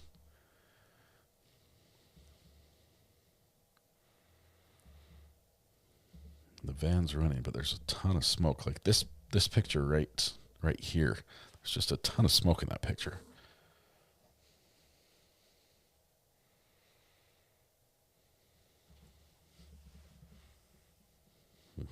I don't know. Still more things to find out, things to learn here. Why is there so much snow in the air? It was snowing, apparently. No blood on the hood. I didn't see any on the hood. I didn't see any on the fender, the quarter panel on the front side. The only place I saw it was on that brush guard underneath the bumper on the driver's side. Front is dented, but not where the blood is. They said it rained, sleeted, and then snowed. Snow melting on it could be... I don't think snow melting would have gotten rid of all the blood. A fire hose errant spray could have, but then it would have had to have dripped off the car before it ran down to the bottom and rinsed off the bumper as well. Randy says he saw some splatters in the quarter panel. Let's go back and look. Okay, that's the crime scene. The tire tracks, looking at the van.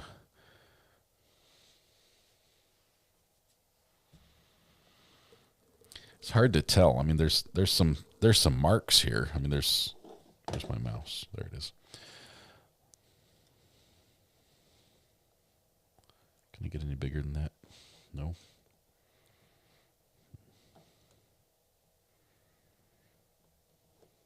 I don't see any in the wheel well here, which is a protected area. I don't see any on the tire. There are some marks, some darker spots, but that could be mud. So just not sure on that one.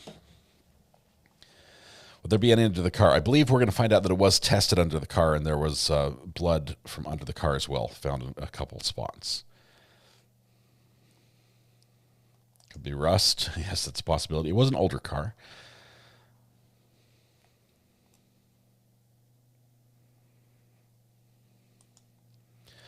She beat him first. They think that she hit him with something at one point, and I'm thinking probably the first thing would have been the drugs, where she said she gave him like Benadryl or something, a sedative. And we're going to hear some testimony about her trying to get into the house to retrieve the thermos that she provided the sedative to him in, just to get rid of that evidence. We're going to hear something about that's already going to come in. So there's a sedative, which is drugged. There's a injury on the back of his head that doesn't make sense according to the police. They think that happened in the house. So it was drugged, beaten, burned, which is the accelerant, and then run over. So four attempts before it became successful. And arguably a fifth one, if you look at while they're doing CPR, they're trying to resuscitate him. She keeps going over and trying to cover his mouth. I'm wondering if he was making efforts to talk, or she was afraid he was making efforts to talk, and she didn't want that to happen, especially if people could hear anything. So that could be a fifth. It's odd to me that the cops asked a bystander to watch the van. Not as odd to me, Tony, when you think about how small a town it is, and everybody knew everybody, that there's a good chance there's an earthquake in Michigan, apparently. Whee! Somebody's kicking the tripod or walking around the courtroom. If you know each other in a small town, especially if they've asked him to be on the fire crew, if he was there, they'd be like, "Hey, give us a hand, would you? Can you do this?" No, that makes sense. It does. In a bigger city, that would be sort of unheard of, right? They'd be like, "Nope, behind the fire tape. Everyone back off. We're working here." But in a small town, it makes sense to me. What do the sons think happens? The sons think the mom killed the dad. We're going to hear from them later in the trial. When are the sons testifying? It's probably going to be towards the end, because it's going to be very impactful. I think it would be a big finish moment.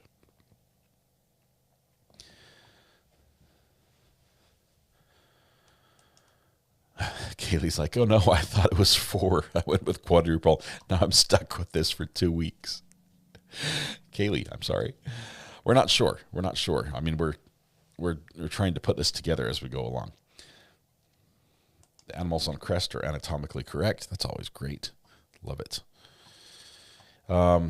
Did they keep the keys in the van? Odd that she had the keys to the van so quickly. Her purse was in the van, but I thought it was Todd's van. I mean, it's not uncommon.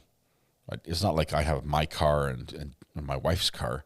It's a lot of, families do that. They're like there's the husband's car, there's the wife's car, but we drive everything. This morning I was in the what we call chip, because it has a chip on the hood. It had a chip when we bought it, so we call our car Chip. And then I took Sahoy. Mrs. Mazzari took Sahoy this morning to go to the grocery store. So whether it's in Chip or Sahoy, we're always driving one thing or another. Yes, we name our cars. Leave my purse in my car in my garage. Crunchy Frog, good to know. We need your address and what time you'll be not paying attention. No, just kidding. We never take our keys out of the copper country. Amy, I've left my house unlocked a lot in various places where we've lived. But leaving keys in the ignition, that was too much for me. That's too much. What's the difference between a fender and a bumper?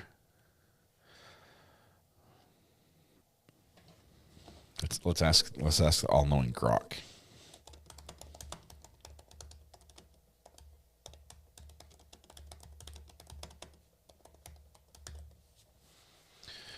Okay, a fender and a bumper are both parts of vehicles, but they serve different purposes and are located in different areas. A fender.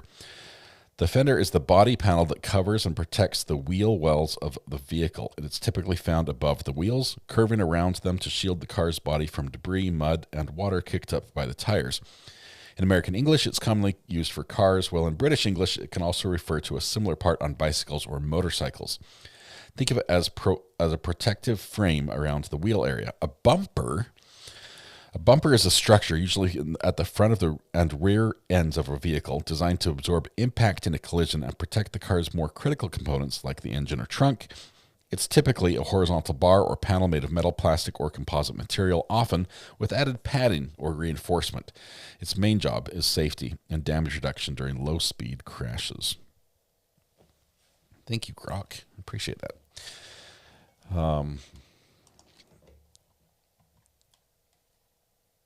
Have a steering wheel lock. I'm always afraid that I need the car in a hurry and I won't be able to get the lock off. Angelique, we are very close to 65,000 subscribers.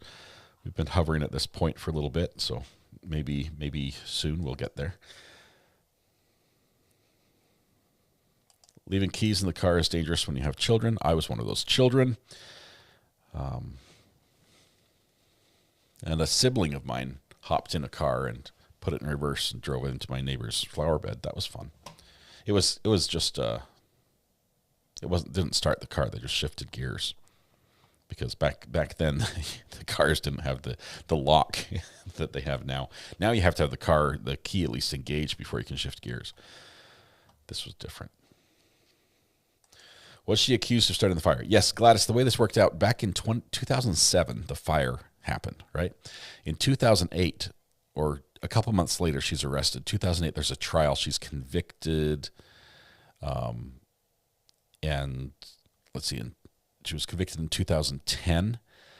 Then she appealed her conviction. So she's already stood trial. A jury convicted her, found her unanimously guilty. She was sentenced to life in prison without parole. That was in 2010. In 2018, so she served 8 years of that sentence. She wins her appeal on a 2-to-1 split decision. And the judges in that, the appellate judges in that case, the two of them, agreed that because the prosecutors called her a lying liar who lies, during the closing statements, and misrepresented some testimony during the closing statements, and the defendant's lawyer never objected, as he should have. That in addition to the fact that her lawyer never called a fire investigator to counter the evidence of the state's fire investigator, that she had suffered both prosecutorial misconduct and ineffective assistance of counsel. And those two things meant that she won a retrial. So she got her release, and she was released on bond, and she's been out since 2018. So many years that the state has been prepping to try her again in this case. Pause and Campfires, welcome. Welcome to the gallery. Thank you very much. Love the yellow courthouse.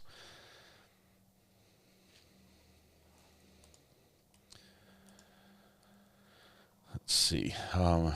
Grew up in an area, no doors or cars locked. Even when a neighbor kid stole the shotgun out of my dad's truck, he still didn't lock. Tell me you grew up in a country without saying it. Yeah.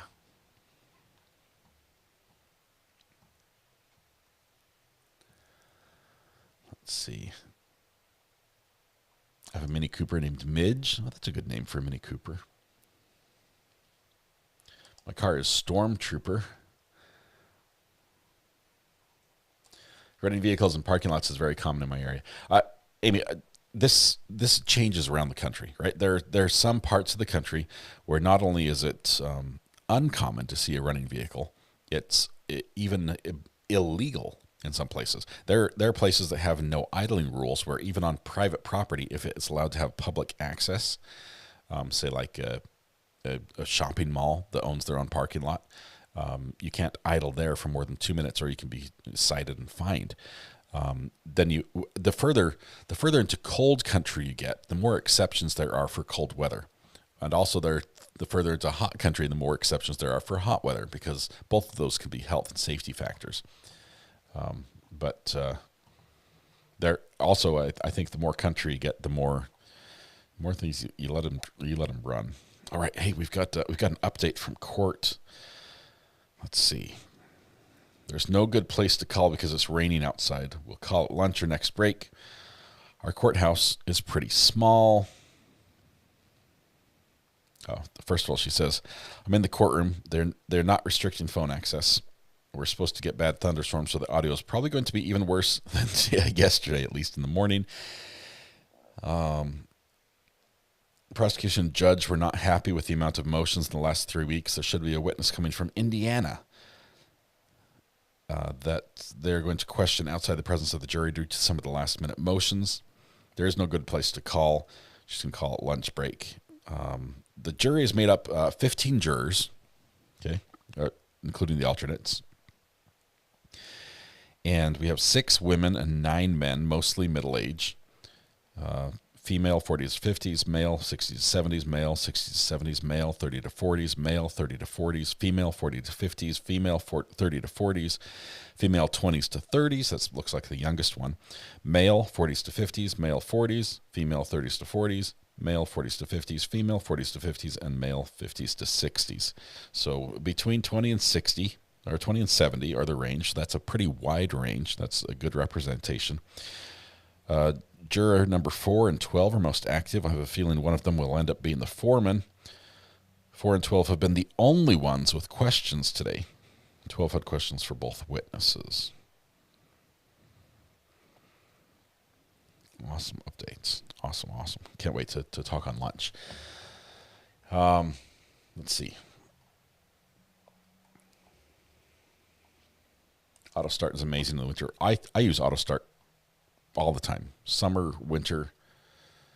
The only problem I have with Auto Start when I'm driving Sahoy is when you unlock the car, it's programmed to move the seat into the driver number 1 position. And I'm driver number 2. Mrs. R.A. is driver number 1. And so I always have to adjust the seat every time I get in the car. Camilla, check the email you got. I think it's spam, but it seems legit. Do you send it to me? Let me take a look.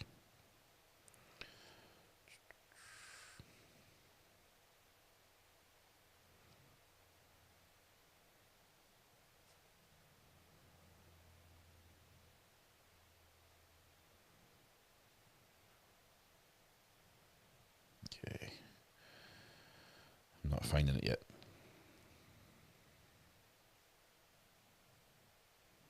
I don't see it in my email box. Car's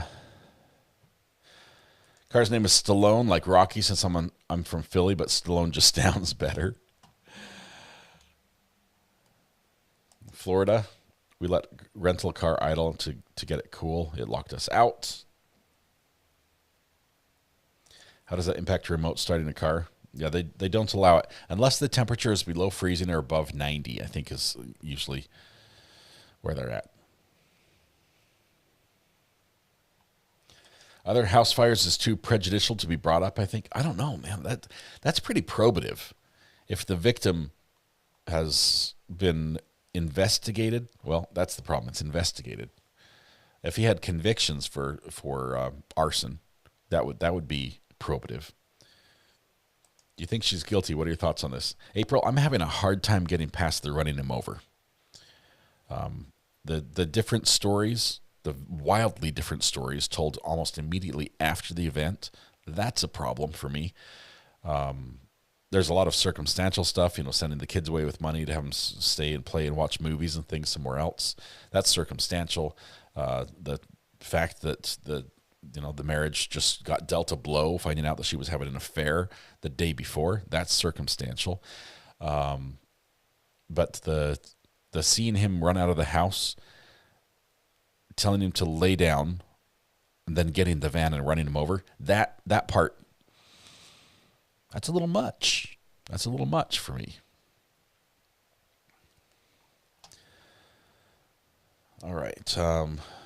My 68 Ford Torino. His name's Joan, because my grandma gave it to me when she died and was named Joan. Oh, that is cool. 68 Ford Torino.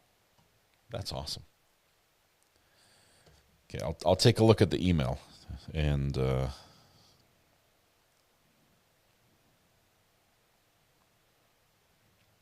me ask you this, Camilla. Were you expecting something? Are you traveling?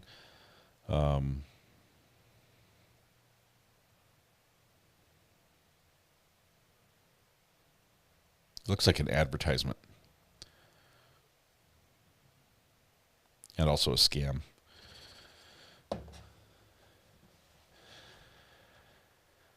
The defense has tried bringing out the others on the scene didn't see Todd, but by then he maybe was unrecognizable. Yeah, well, first of all, when they arrived on the scene, he was laying down. When she saw him, she says he was running out of the house. So she saw him and knew where he was, told him to lay down, stay right there, I'm going to get help. And she did get help, but the help was not for Todd. It was to Todd. The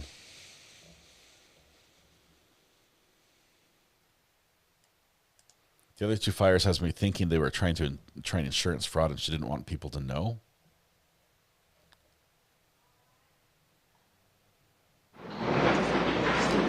That's interesting. We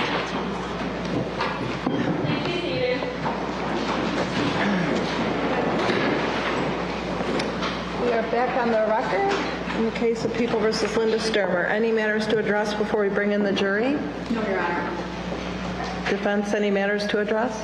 No, Your Honor. Thank you. Bring in the jury. You will bring the jury.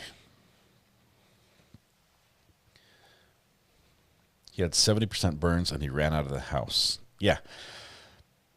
He was at the ignition point is what I'm thinking. So either he spilled fuel, something exploded in front of him. You don't get burns like that unless you run into a fully engulfed fire or the fire starts around you.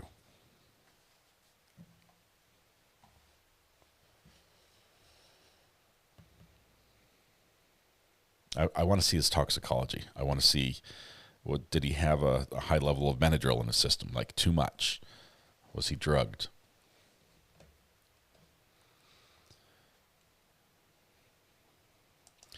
If Todd did it for insurance fraud, you'd think he'd make sure the insurance bill was paid first. Yeah. They were behind, but it had not been canceled. But maybe they were behind because they needed the money.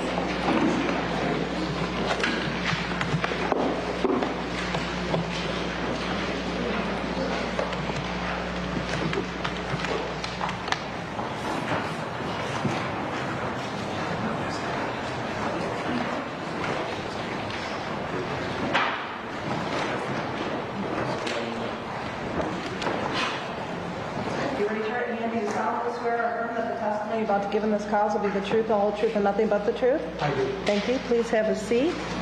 Once you're settled and comfortable, we'll have you give us your full name and spell the last. The microphone you can move close to your mouth so the jury can hear you. You are your name and last name, or spell your last name, please. First is Verge, and last name Franks, Franks. Thank you, Ms. Ayden. Thank you, Your Honor. I like his tie. Mr. Franks, what was your current occupation? Or, sorry, what is your current occupation? Right now, I am retired. And what did you do prior? I worked for the Sheriff's Office in Van Buren County. For how many years? 34 and a half. And were you acting in your capacity as a sheriff deputy on January 7th of 2007? I was. And were you involved in the investigation of the Stermer home? I was, yes. Can you tell us what, when you first heard of this, or what, how you became aware of this, what was happening? At the time, I was shift supervisor, rank of sergeant with the patrol division. One of my deputies, Deputy Evans, notified me and mentioned that he had a fatality and a structure fire, and asked that I come down to the scene, so I did. And so you went down immediately then after receiving that call? I did, yes. And you arrived then at the Stermer home? Yes, I did. And did you drive down the driveway, or did you park in the street, or something else? I parked along the main street. I did not pull into the driveway. And then was that County Road 215? Yes. And did you walk down the driveway? I did, yes. Can you describe that driveway for the jury? Non-paved driveway. My best guess, and only a guess, is around 150 to 200 yards. The actual surface at the time was muddy and wet. It was that time of year, in that particular year, where there was rain and snow that day. And was the rain and snow occurring when you had arrived? I remember a wet driveway and fire apparatus coming and going. I think water shuttling possibly, and didn't want to get in the way of the fire trucks. Is basically why I parked where I did. So the fire trucks were going up and down the driveway? Yes. And do you recall how many trucks? I do not. Any issues with the fire trucks getting up and down the driveway? I don't remember any issues. And when you arrived, what did you observe? Emergency personnel on scene, an ambulance, fire apparatus, firefighters in their fire turnout gear, and law enforcement. And do you recall what you noticed or observed about the fire itself? What stage it was in or where it was at? I don't remember it being still a working fire. I don't remember seeing flames. There was smoke. Whether that was smoke or steam due to suppression efforts, or if it was still actively burning, I do not know. So the fire department was actively fighting the fire when you arrived? Yes. And so what was your role on scene? I was shift supervisor at the time in the patrol division. Made contact with Deputy Evans, and after being briefed by him, made a decision, and that was to request our criminal investigation division to come out. And would that have been Detective Maziowski and Detective Rout? Yes.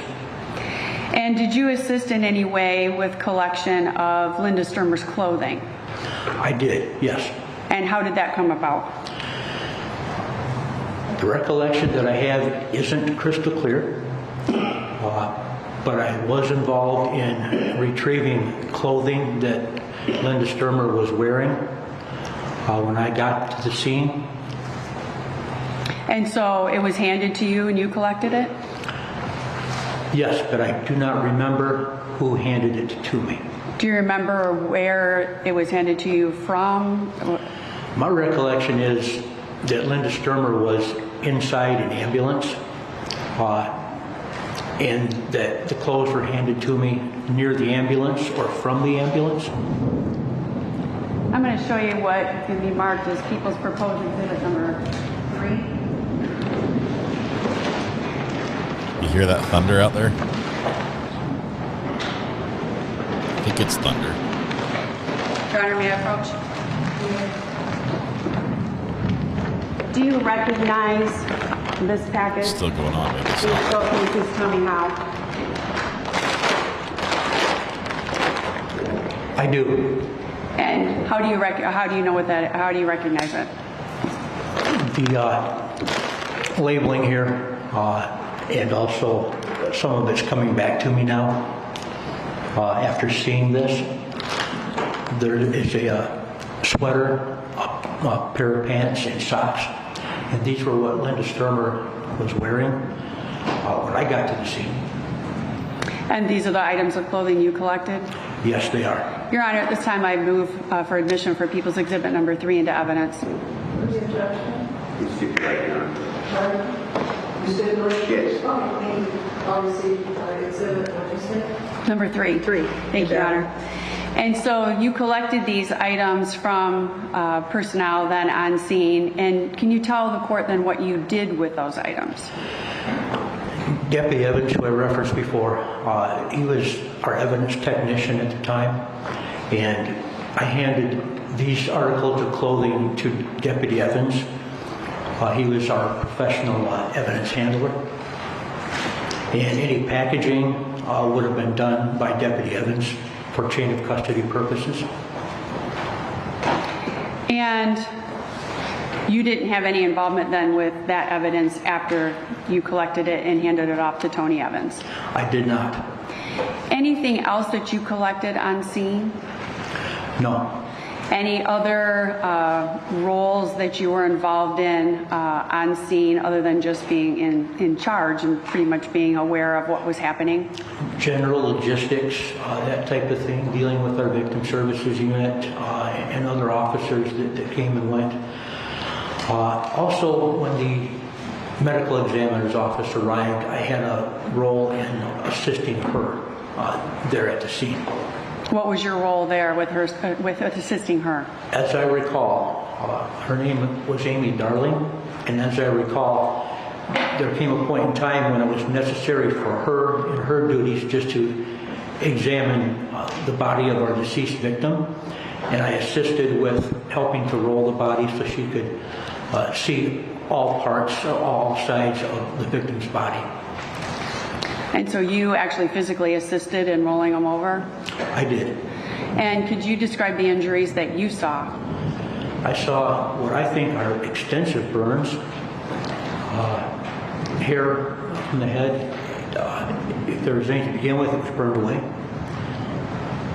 Some loosening skin, like really loose, around the arms, hands, if I recall that.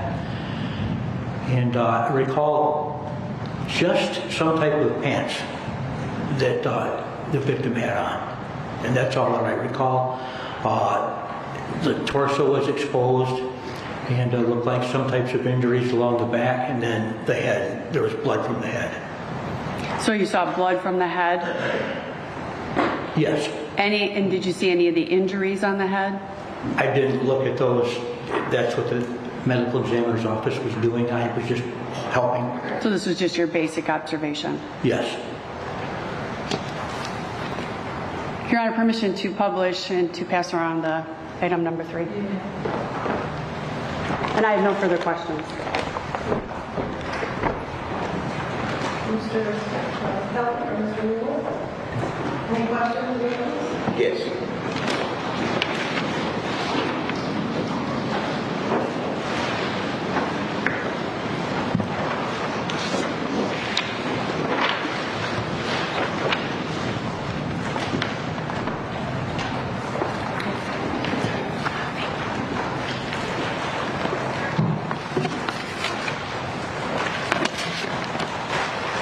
So Deputy Franks, how long have you served on the Van Buren Sheriff's Department? 34 and a half years. 34? Yes, hired in 89, retired in 2021. Retired in 2021? Yes. Okay.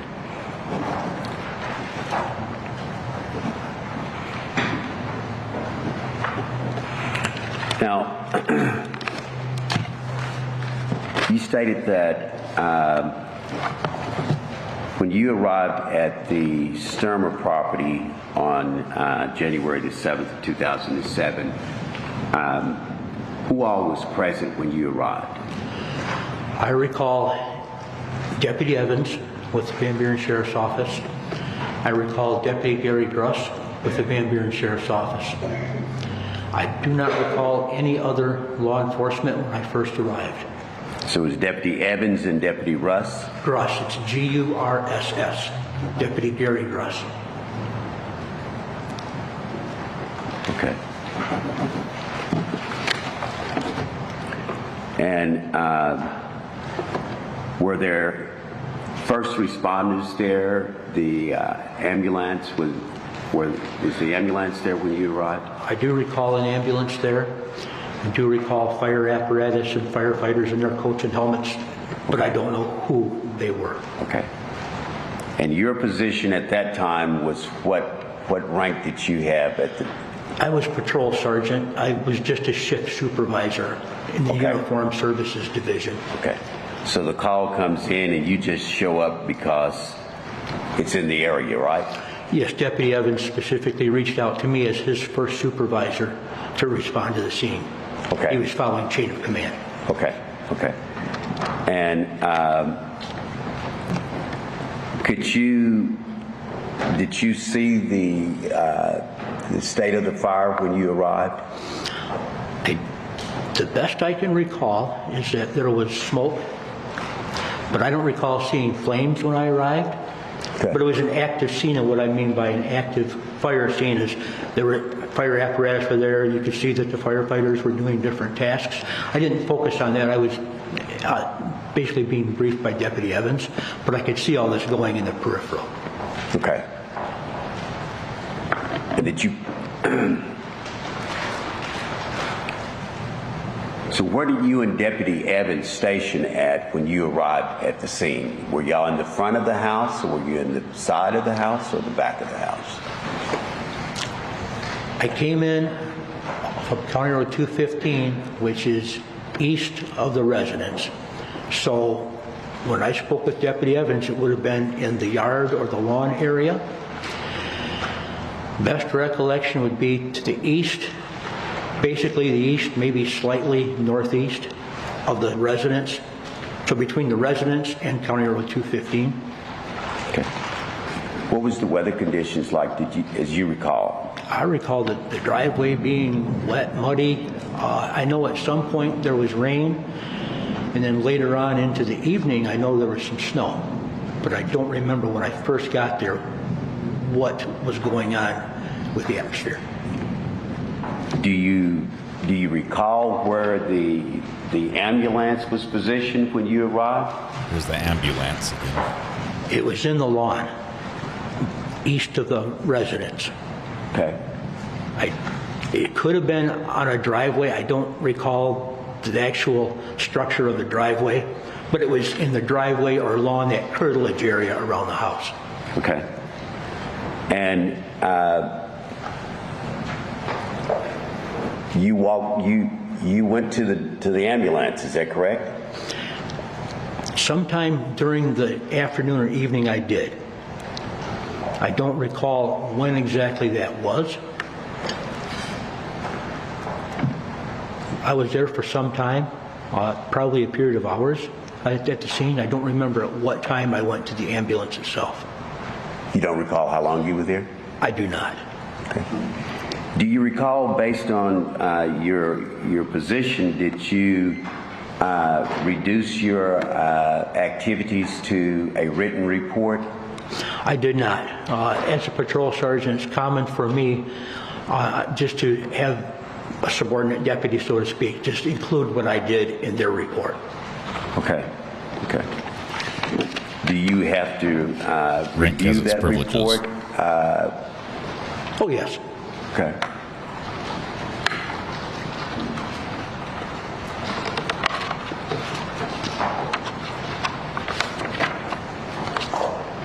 Do you know, would that report have been prepared by Deputy Evans? Yes. Okay. Okay. And how were you the assigned individual to collect the clothing of Miss Stermer?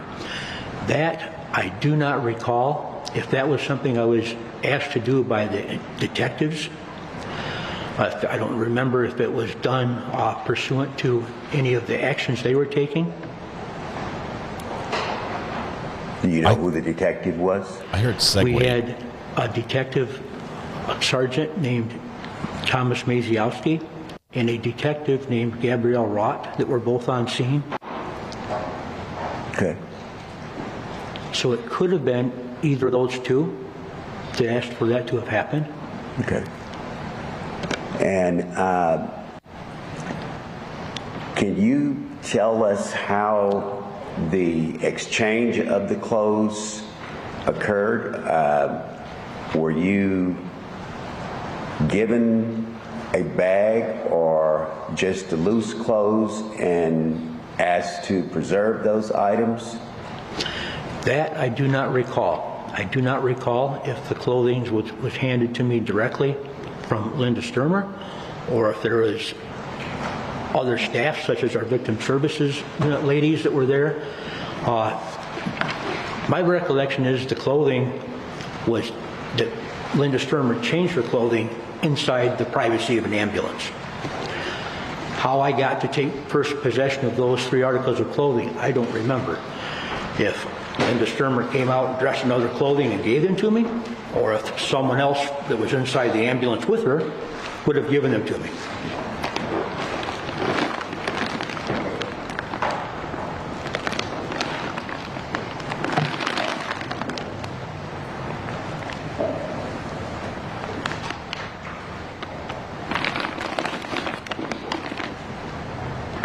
Do you recall what the the state of the clothing were when you received them? I do not. Don't recall whether or not they were wet? I do not.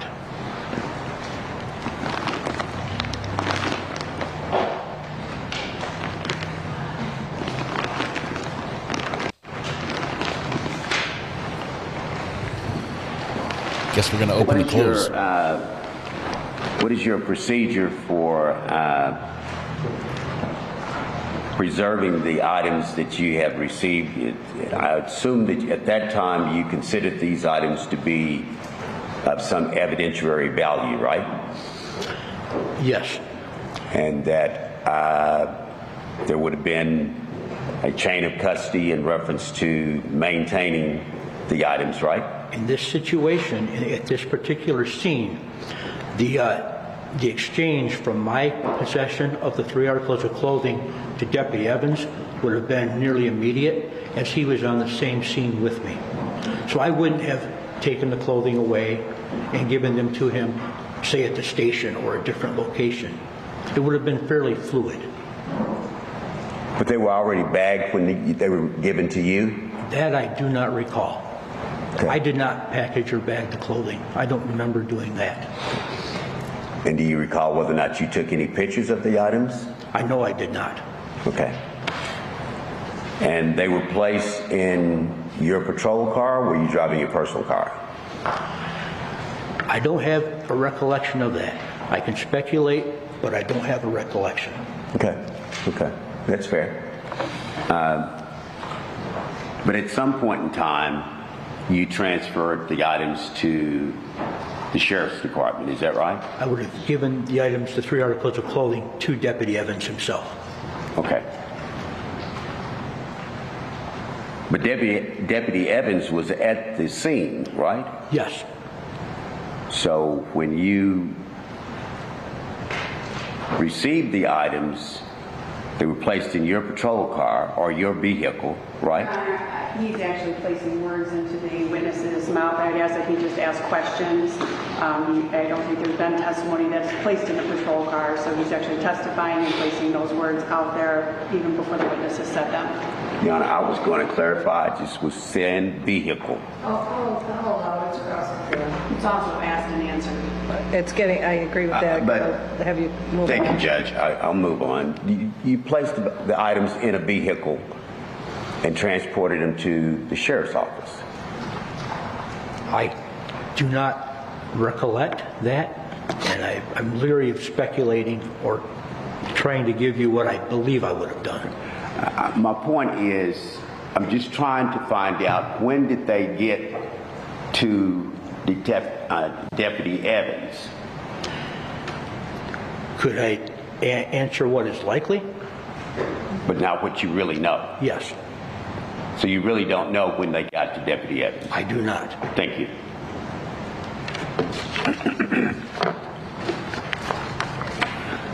Was there any other involvement that you had, Deputy, while you were there on the scene the day of the fire?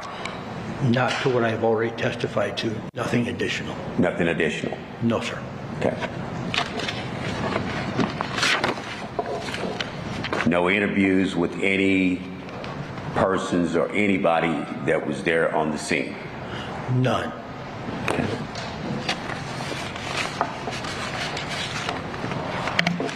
But you were there for approximately 3 hours? I don't recall. I know it was a period of hours. Okay. But during that time, were you just standing around? There are different responsibilities, different scenes are dynamic sometimes. I don't recall exactly every minute what I did do there. I could give examples. I mean, at one point, I was using the telephone, to have dispatch send our detective division out. Our victim services unit was there, which are volunteer civilians that we utilize in types of tragedies and that type of thing. I would have dealt with them. Other than that, I would have just been there, keep maintaining a presence, yes. Thank you. I have no further questions, Your Honor. Thank you. Follow-up, Ms. Ayden? No further questions, Your Honor. Jury, do you have questions of this witness? Please, yes. No? Okay. May he be excused from his subpoena, counsel? Excused from subpoena? I'd ask you to get questions. Oh, I'm sorry. We've got a question. One question. Sounds like two jurors are asking a lot of questions from our court watcher. Juror 12 asked the questions, what we're hearing. Getting updates live. So let's see what the question is here. Give him just a minute to talk it over. This witness has a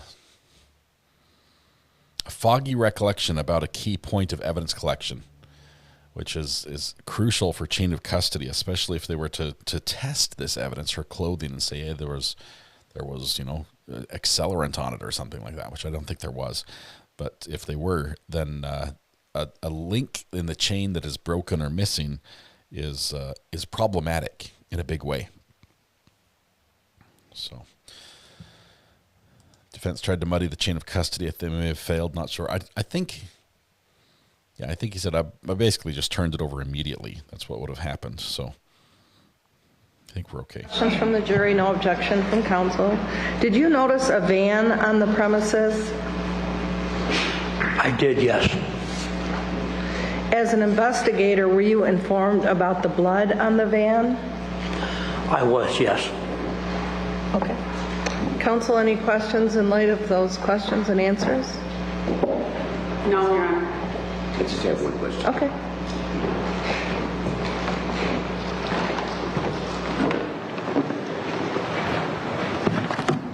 Deputy Franks, who was it that informed you about the van? That I do not remember. However, at the scene, during the course of the investigation and throughout the few hours that I was at the scene, I had occasion to brief with or be briefed by our detective division. Once the detective division got there, as far as hierarchy, chain of command, they would have been in charge. And I do not remember exactly which person told me that, but it was during one of our huddles or one of our briefings there at the scene that I was informed of that. Okay. That was it? That was it? That was it, yes. So you didn't ever go and actually do a physical inspection of the van yourself? No, and why I did not was because I was a sergeant, basically a road sergeant, a patrol sergeant. Our criminal investigators, our detectives, that's their purview. That's what they're there for. Okay. So I did not usurp their responsibility. Okay. All right. Thank you. Thank you. Ms. Ayden? No further questions, Your Honor. Jury, any other questions of him? No? And you both agreed to excuse him from subpoena, correct? Yes. Okay. Thank you, sir. You're all done. Thank you.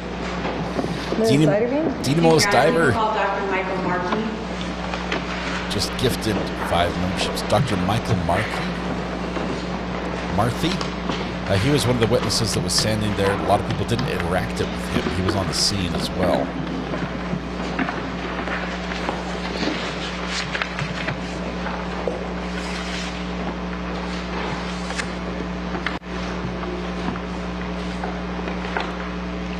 That Buzzy needs to go. There's the doctor. He has a report. He has notes with him. I do wonder what it is.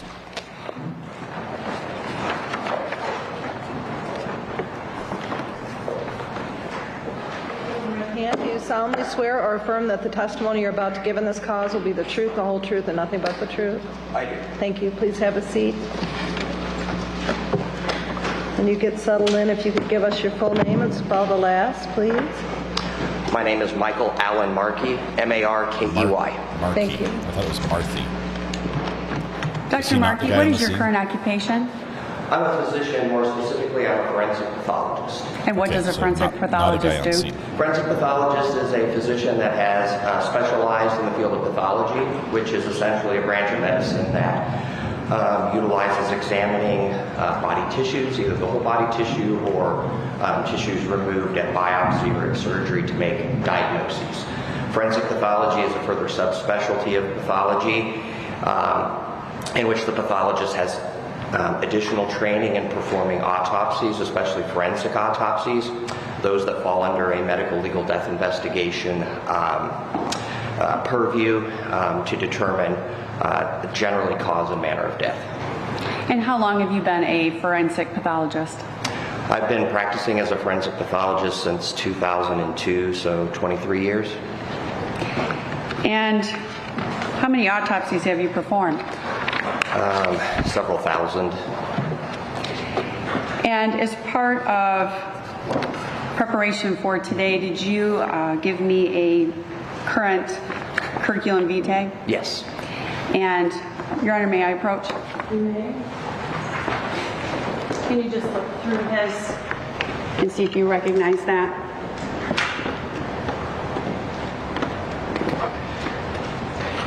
Yeah, that's actually an older copy of my CV, but this was actually from back in 2009, but it would have been accurate as of that time. Accurate at that time. And so that is a copy of your curriculum vitae? It is. It's not the most recent one. I do have a recent one with me if you would prefer to have it. And I think we're fine even just using this one. And I believe at this time both counsel have stipulated to its admission as a People's Exhibit number 4. Any objection? No, we stipulated, Your Honor. Court will receive People's Exhibit 4. Thank you, Your Honor. Permission to just publish. Publishing his CV. And on that curriculum vitae, it lists out all your professional experience up to 2009 and pretty much your education and your role. Yes. And you've remained in that role from 2009 until current, is that correct? Yes. And as part of your, and Your Honor, at this time I would also move to admit him as an expert in the field of forensic pathology. Any objection, defense? No, Your Honor. Okay, we'll receive this testimony as an expert in the field of forensic pathology. Thank you, Your Honor. On January 8th, on 2010, did you perform an autopsy on Todd Stermer? I think it was in January of 2007. I'm sorry, you were correct, 2007. Thank you for that correction. Yep. Was that the first time that you had ever seen Todd Stermer? Yes. And can you describe how a body comes to, actually let me ask you this first, where are you currently working? I work at the University of Michigan Health, Sparrow, Lansing, in Lansing, Michigan. Is that where you were working in 2007 when you did this autopsy? Yes, it was called Sparrow Hospital then, but it's the same place. So can you explain to the jury how the body arrives when it arrives to your facility? Right, so both then and now. In this specific instance, I wasn't the medical examiner for Van Buren County. I was serving as a consultant forensic pathologist. So when the medical examiner in Van Buren County needed an autopsy performed to fulfill their duties, the body would be sent to Sparrow Hospital by a transport service, logged into the morgue, and then one of the forensic pathologists there would subsequently perform the autopsy. On this date, I was assigned to autopsies in the morgue, and I performed the autopsy. So does the body arrive in a body bag? Yes. So typically, the body is within a zippered body bag. Many times there's actually a seal on the body bag to indicate that it was sealed at the scene and that it's still sealed when I open it, and it will typically also be labeled, usually with an identification tag indicating the individual's name. Is that how Todd Stermer arrived in this case at Sparrow? Yes, I believe he was in a body bag, and the tag on the body bag and on the body itself actually indicated his name. So when you begin your autopsy, do you have to break that initial seal? Yes. I oftentimes don't. I have assistants that assist me with the autopsy. They often actually do the breaking of the seal, but it's not broken until the autopsy is scheduled to begin. And what is the purpose of that seal?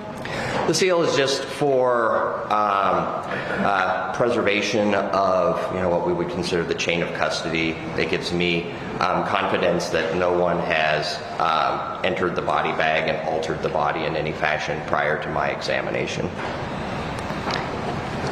And do you recall how long this autopsy lasted?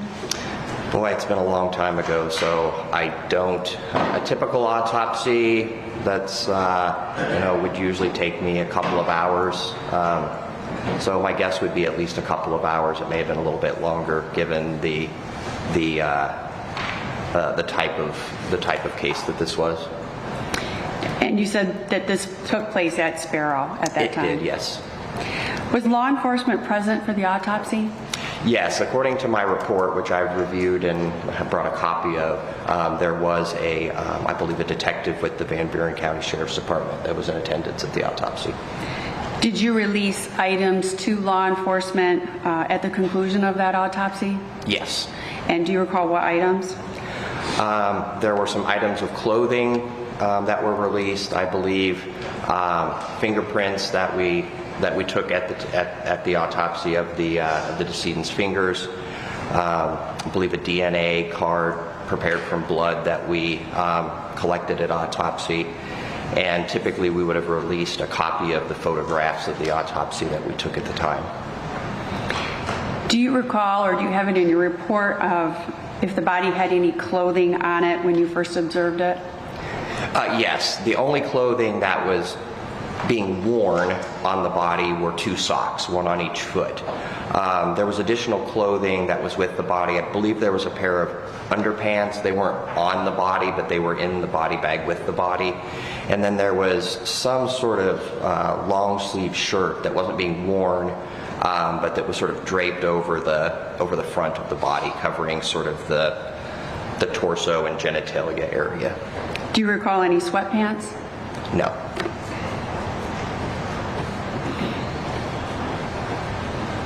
And those items of clothing are then what you were talking about when you said clothing was released to law enforcement? Yes, the clothing that was present when the body was received in the morgue. Before starting an autopsy, is there a particular procedure that you follow? Yes, so I have some idea as to the circumstances. Any history that's provided, I try to review ahead of the autopsy. Any investigative reports, either from the medical examiner's office or from investigating law enforcement, if there's any medical records that are present, anything that may give me an idea of, what the person's health history is and what the circumstances around their death were. Were they in a car crash? Were they apparently shot at? It somewhat alters a little bit the procedures that we perform during the specific autopsy. So you were aware of some of the basic facts of this when you started your examination? Yes. Do you recall what basic facts you knew at that time? Yeah, very basic. I knew that he had been in a house fire and had been found outside, and that he may have been struck by a vehicle after the fire. Thunder is awesome. Can you explain to the jury what your initial observations of the body were? Yes, so the first observations of the body are, as it's received to me. So he had the clothing on and with him. There was some evidence that they had attempted to resuscitate him. I think he had a small catheter in his neck from, EMS attempting to establish an airway. I think he had some defibrillator pads and maybe an EKG pad on him. I think there might have been an IV in place. I'd have to look at my report specifically. But there was evidence that he had a resuscitation attempt. He also had obvious diffuse burns over the majority of his body. And when you say the majority of his body, can you give me an idea of percentage? Yeah, it was probably over 90%. The only place that the skin was still relatively intact and somewhat normal were on his feet, where they would have been protected by the socks that he was wearing, and I think a little bit more on one of the legs, like maybe up to around the knee, but it wasn't all intact. It was just partially intact there. I think for the most part, the skin was generally burned and the surface skin absent over the rest of the body. Did you observe any sort of lacerations? Yes, he did have some what we would call blunt force injuries, so injuries caused by impact with a non-sharp object or a blunt object. He had lacerations of his head. There were 4 specific lacerations. One was on the top of his head, one was on the back of his head, and there was one on each side of his head, generally above the level of the ears. There were also larger lacerations or skin tears. That's basically what a laceration is, a skin tear or skin split. One was on the inside of his left upper arm. One was on kind of the right upper back of the shoulder area. And then there was a smaller, more superficial one sort of on the lateral or left side of his chest and back. What was the largest of the lacerations on the head? There were 2 lacerations that were around 2 inches, maybe a little over 2 inches long. Those were the ones that were on the top of the head and the back of the head. Once you complete then your first examination of the body, then what's your next step? So essentially, the next step is removing the medical devices, removing the clothing, removing anything that may obscure the body examination. If the body has any blood or dirt or anything else on it that may be obscuring my ability to see what's on the surface of the body, that's removed. So generally, medical devices are removed, clothing is removed, the body's cleaned up, and then basically the same sort of examination is done on the external surfaces of the body, now with just those materials removed. In this case, there wasn't much to remove, so there wasn't much additional to see on the external surfaces of the body. And then what would be the next step after you've done that initial? Right, so the next general step is the performance of an internal examination. So after we've looked at the outside of the body, now we make incisions, just like surgeons do in the body, to expose the body cavities and the organs in the body. So incisions are made on the chest and abdomen to examine the internal structures of the torso. A reflection or an incision is made in the scalp to expose the skull. Portion of the skull is removed to examine the brain, and then the neck structures are exposed and examined. So as part of your internal examination, do you document then your findings? Yes, so I would document the general appearance of the organs, any evidence of natural disease involving those organs or tissues, and any injuries that I can appreciate. I didn't hear that. Your Honor, may I approach? Didn't hear. I'm going to show you what's been marked as Pickles proposed exhibit number 5. Can you tell me, after looking through those pages, if you recognize this?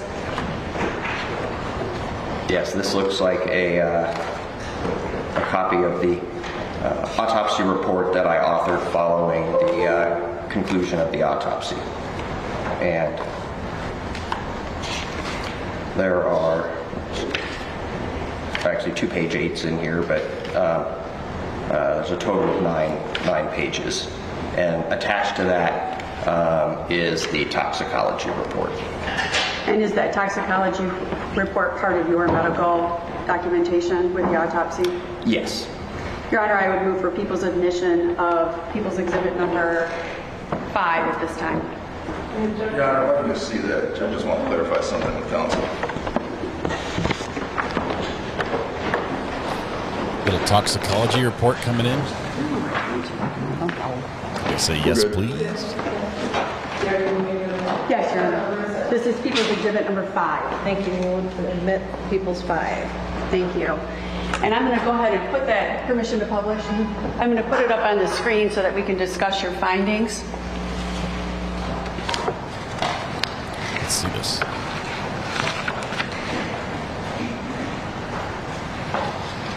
So what I'm showing, is this what you have as page 1? Yes. And can you go through what we're looking at here on page 1?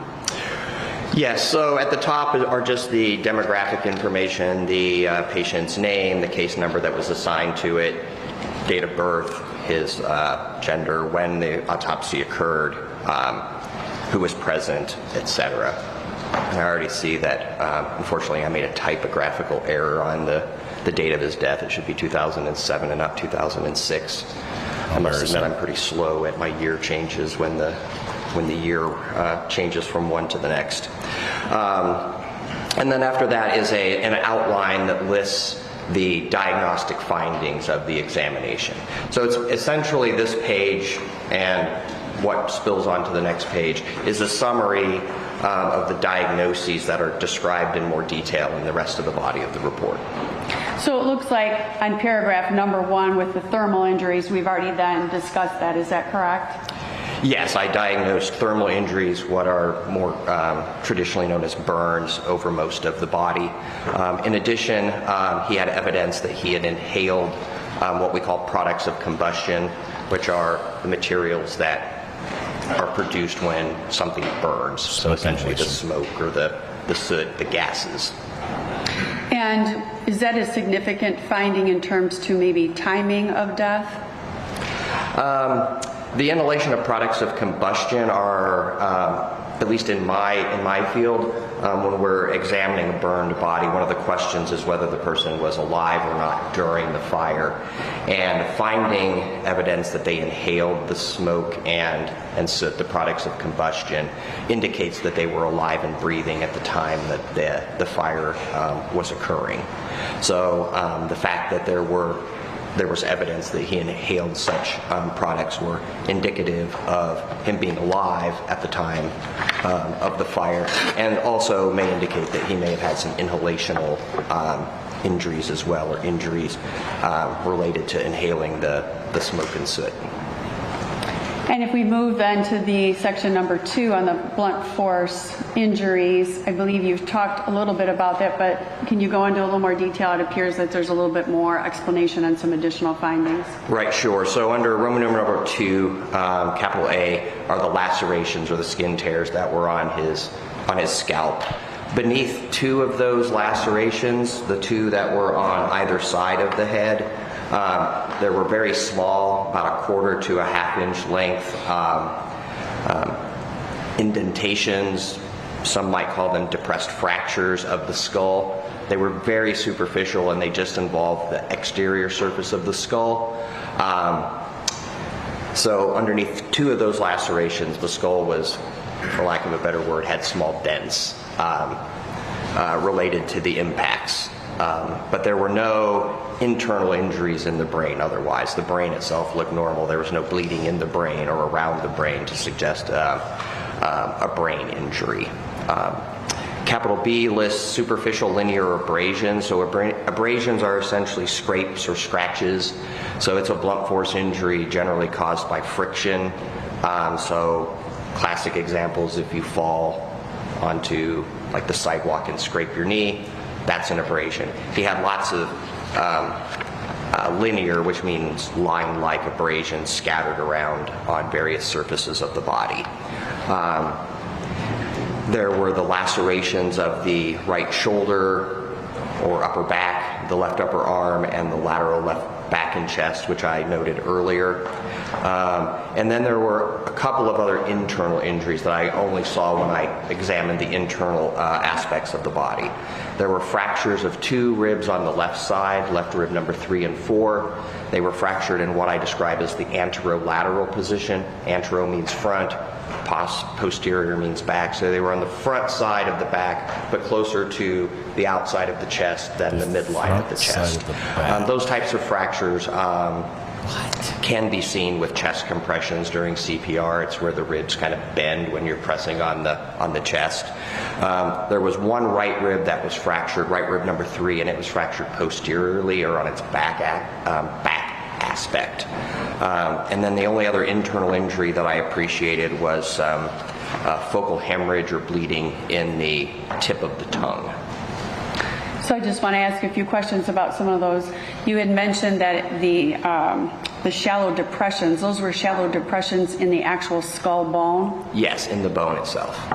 And you said that some of the rib fractures may have been caused then by, or what you typically see in chest compressions. Is that correct? Yes, I mean, obviously I can't tell exactly what caused those rib fractures. There are multiple ways that ribs can be fractured, but in my line of work, we see many people that have had chest compressions before they die, and it's not uncommon to see fractures in those locations during those situations. Were there any rib fractures that he sustained that would not have been something you commonly see with CPR? Yeah, the right rib fracture, the fracture that was in the back, would be uncommon to be seen during CPR. Generally, you don't fracture ribs in the back when doing that. And I believe we've covered all of those on the injuries. And I want to just clarify the blunt force trauma. Again, how is blunt force trauma? How does that happen to a patient?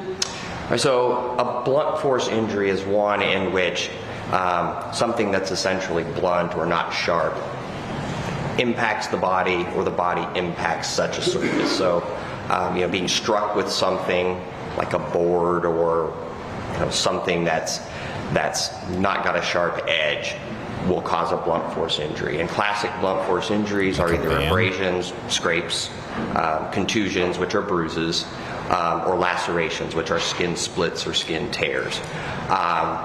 Conversely, if part of the body strikes another object that's blunt, you can see the same thing. So if you fall to the ground and hit your head on the floor, you may end up with a bruise or a laceration. So it's either something blunt striking the body, or the body striking something with a blunt edge or a blunt surface as opposed to a sharp surface. And you said there were no injuries to the brain or brain bleeding associated with the skull depressions. Is that correct? That is correct. Is it possible to knock someone unconscious with a blunt object and not have bleeding or brain injury?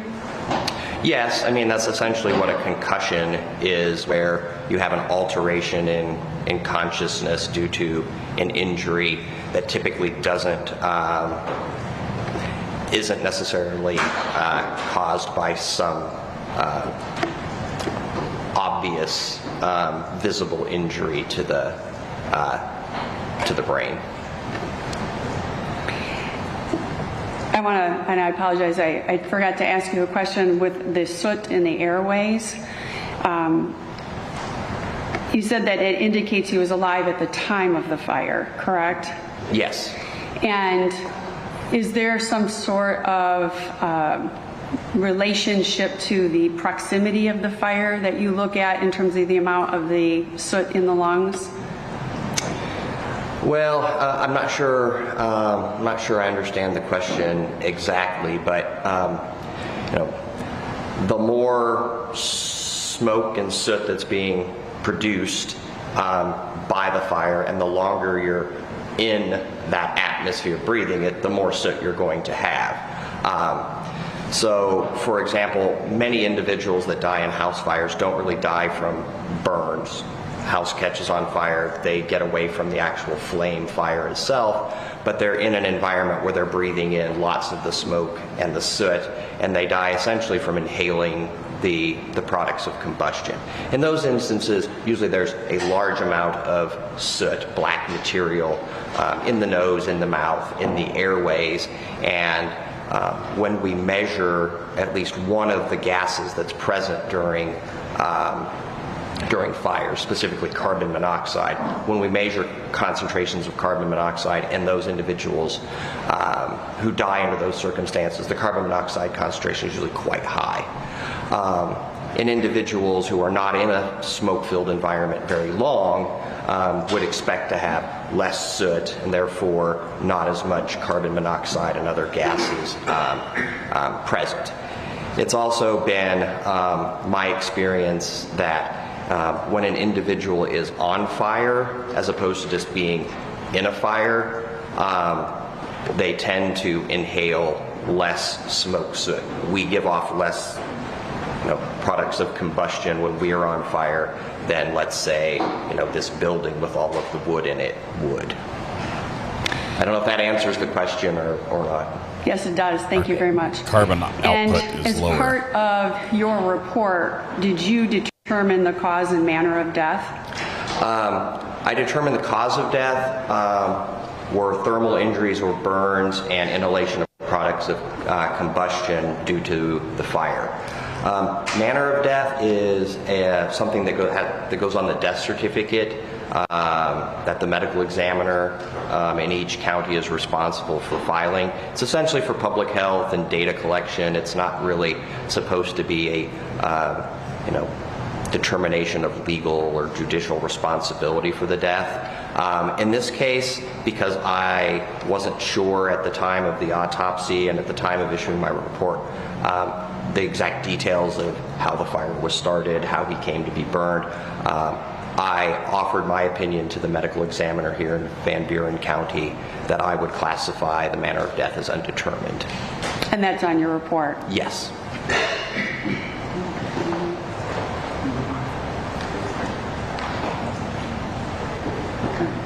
And so then that is on the page that you have, I'm sorry, what page number is that? Yes, that opinion is, is on page 2. Okay. Pardon me? I thought the jury might be passing it around. Oh, no, I actually have it up on the screen too. Thank you. So I just want to give you a hypothetical. So if somebody is standing out in the middle of the road and is hit by a car and you do the autopsy, would it be a very similar sort of manner? Yeah, again, it all depends on the circumstances as I know them at the time. So if someone is found dead in the roadway and I do the autopsy and they have lots of injuries that are consistent with being struck by a vehicle, the cause of death is fairly straightforward. He died of those injuries, blunt force injuries due to being struck by a vehicle. If I know no circumstances whatsoever, or the circumstances aren't very clear about how he ended up being struck, then I would typically give an opinion that the manner of death is undetermined. I don't know the circumstances around which they happened.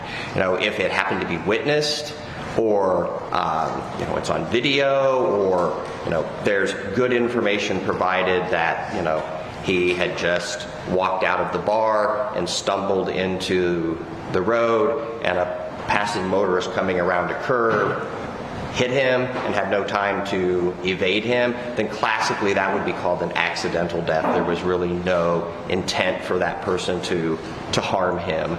If on the other hand, he had been in a fight and the person that he was in a fight with got in his vehicle and as he was running down the road, barreled over him in an attempt to intentionally harm him, then for purposes of death certification, that death would be classified as a homicide. But if all I know is he's found dead in the road and we don't know exactly the circumstances about how he came to be hit by a vehicle, then I would classify the manner of death as undetermined.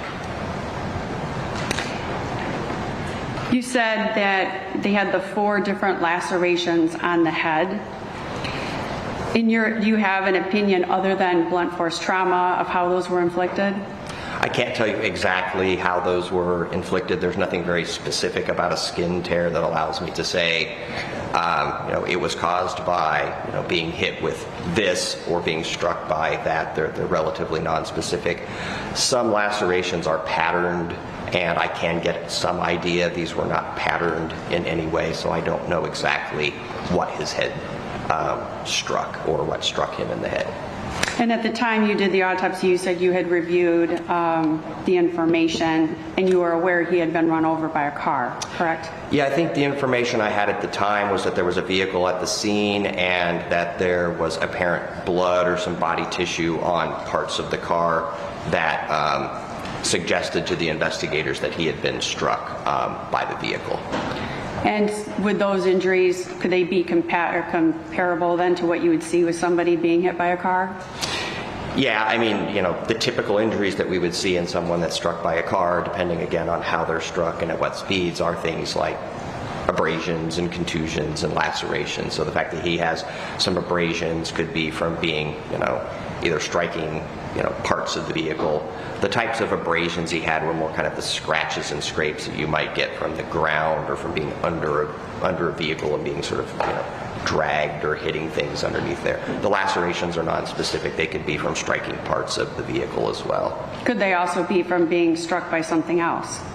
Yeah, I can't say with certainty what the impacting object was. So if he was hit with an object before he was hit by the car, you wouldn't be able to differentiate that without a pattern? Not in this case, no. Are you able to determine if the injuries were inflicted before or after the thermal injuries, the burns? I can't say with certainty whether they were or not. In some instances with burns, if there's an injury there prior to the thermal injury or the burn, it will also show burn injuries. In this case, since the burns were mostly just on the surface of the skin and there weren't burns down into the depth of the injuries, I can't definitively say that they were there beforehand and therefore that the exposed tissue also burned.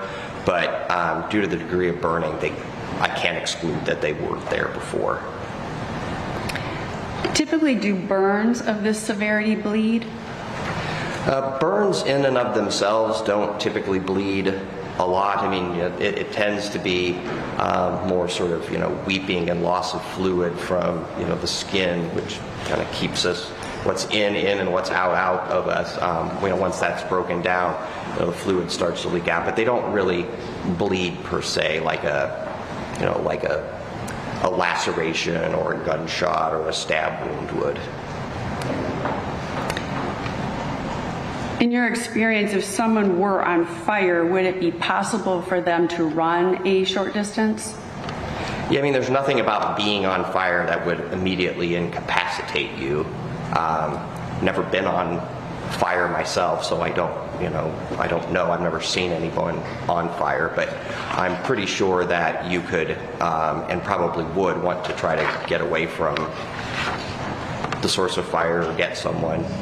Isn't that what they sort of teach you in school? At least they did when I was in school. Don't run around like crazy because you'll just fan the flames and burn Stop, more. drop, But you're and supposed roll. to, stop what you're doing and roll around on the ground. Any other significant findings in this report that I have neglected to discuss other than the toxicology? I don't think so. I mean, I think we've discussed, the injuries that were sustained in my opinion as to why he died. So I'm going to have you flip to the toxicology page. So the last page, I'm going to have you flip to that one of the toxicology report. Yep.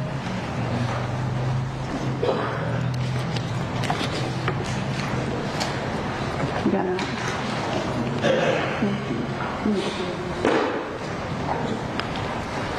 So can you describe for the jury what we're looking at here on the top there of this toxicology page? Yeah, I just want to make sure there's 2 pages to the toxicology report, so I just want to make sure I can read which one is up there. Sorry, my vision is. I believe this the urine? This is the analysis of the urine specimen. Right. review. So the good stuff. Both a blood and a urine specimen were tested by the toxicology laboratory.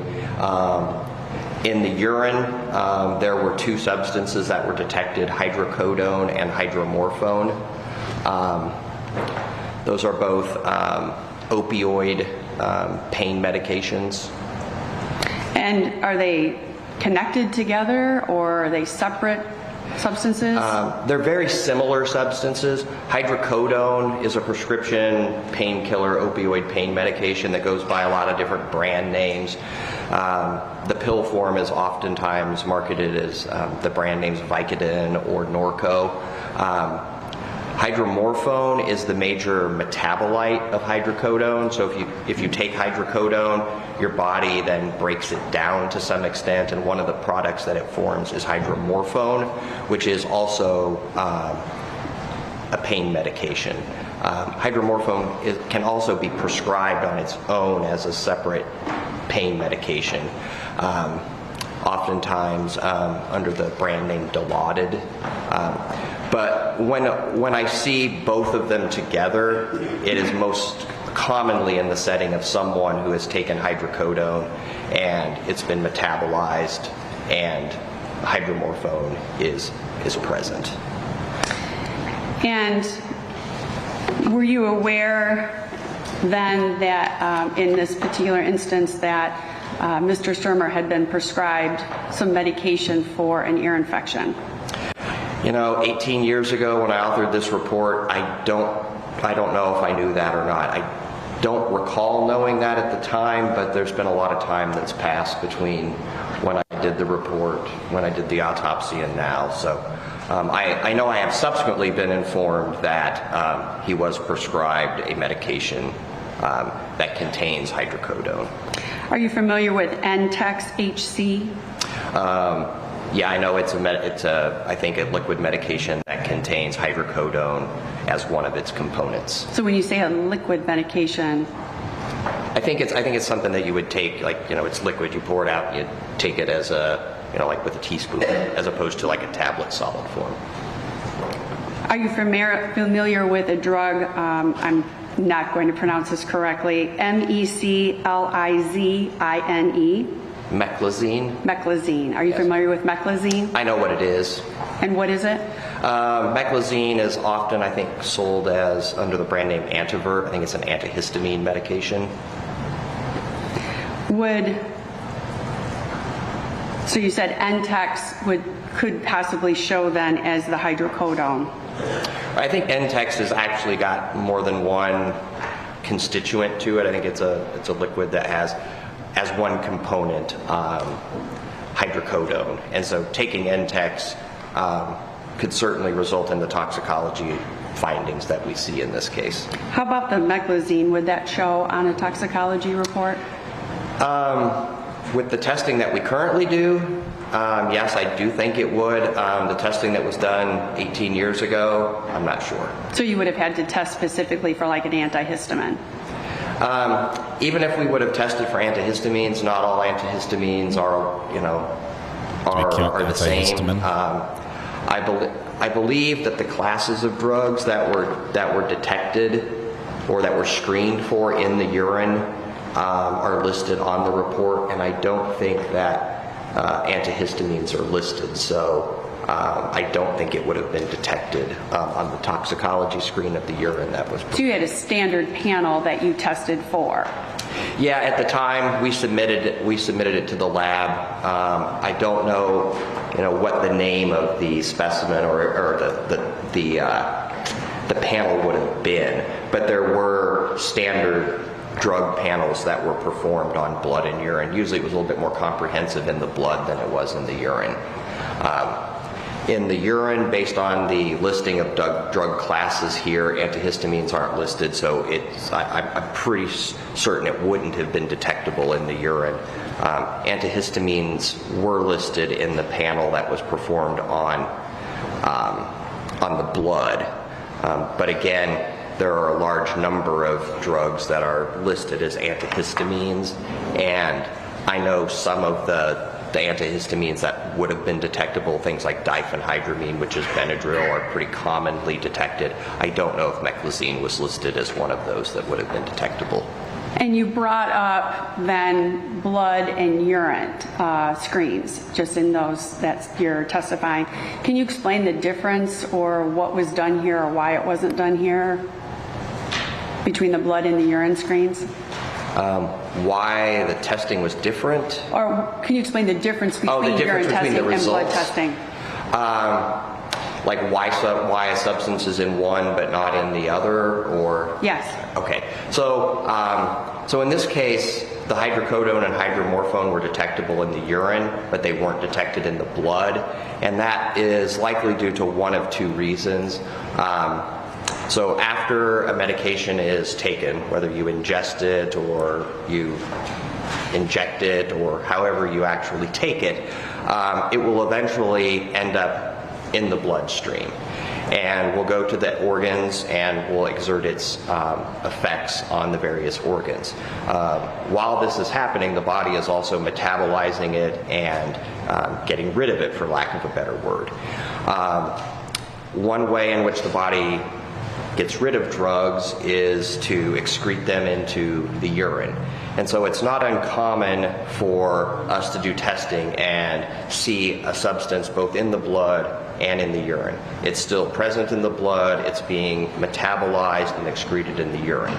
After a while, most of it has been removed from the blood, but it's still present, being excreted by the kidneys into the urine. So in a case like this, it may just have been that he took it long enough in advance of his death that it was no longer detectable in the blood, but was still present in his urine. The fact that a substance isn't detected in a toxicology screen doesn't mean that it's absolutely not there at all. It just means that it's not there at a high enough concentration that the test can actually detect it. So that would be the other possibility as to why it's negative in the blood, but it's positive in the urine. It may have just been at a very low concentration, below the threshold of the testing. If someone were to take any sort of medications or substance just a few hours before their death, would that be something that would routinely show up then in a toxicology report? With a lot of caveats, the answer is yes. Most drugs, if you take them orally, have to be absorbed through the stomach or the intestine, so it takes a little while before they show up. Like if you take an aspirin, it doesn't immediately show up in your bloodstream. It takes probably at least some minutes for it to be absorbed.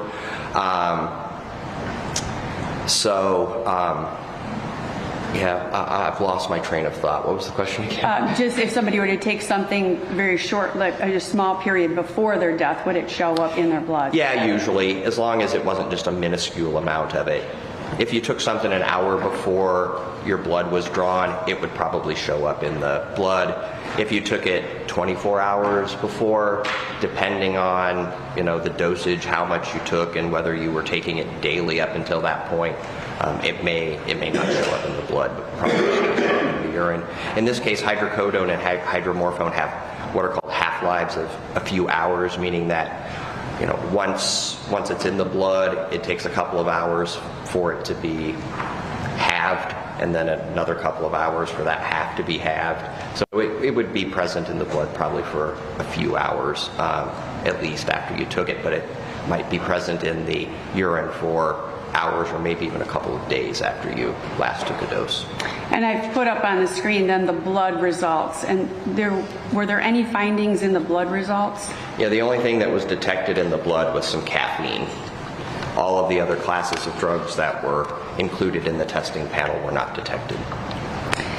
And at the time in 2007 when you did the autopsy, did you test for THC or marijuana? It looks like in the blood, cannabinoids, which are what class of drugs marijuana is in, they were included in the blood drug screen, and there were no cannabinoids detected. And in your experience, do cannabinoids stay into the system longer than a few hours? Yes, generally. Especially if you use marijuana regularly.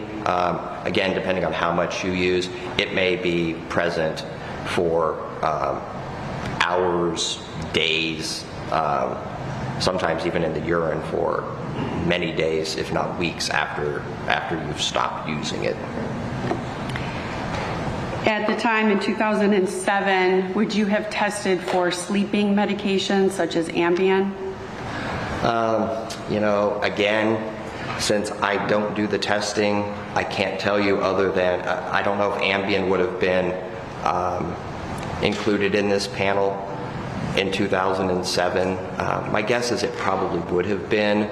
I know that I've been at Sparrow. I've been at my current employer for 20-some years, and I know that we have seen cases with zolpidem going back many, many years. So I think it probably would have been detected if it was there above the threshold, but I can't say with certainty. And in this case, there was nothing detected if you would have tested? Yes. How about muscle relaxants? Again, some of the specific muscle relaxants probably would have been detected, but probably not all of them.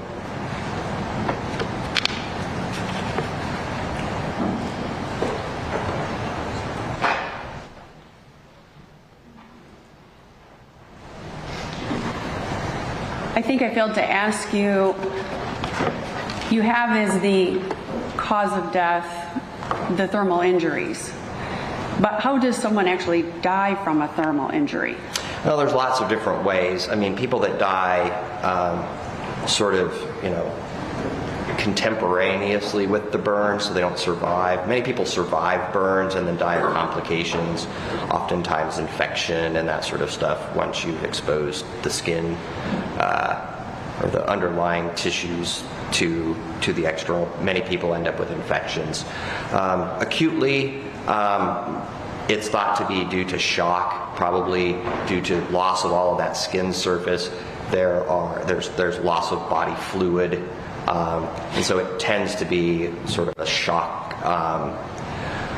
situation where you lose fluid, you can't keep your blood pressure up, you can't perfuse your tissues like your brain and your heart and all of the organs that you need, and that results in your death. It may also be related to inhalational injuries. If you actually have heat-related injuries to the airways, you may actually develop some respiratory complications of those thermal injuries as well.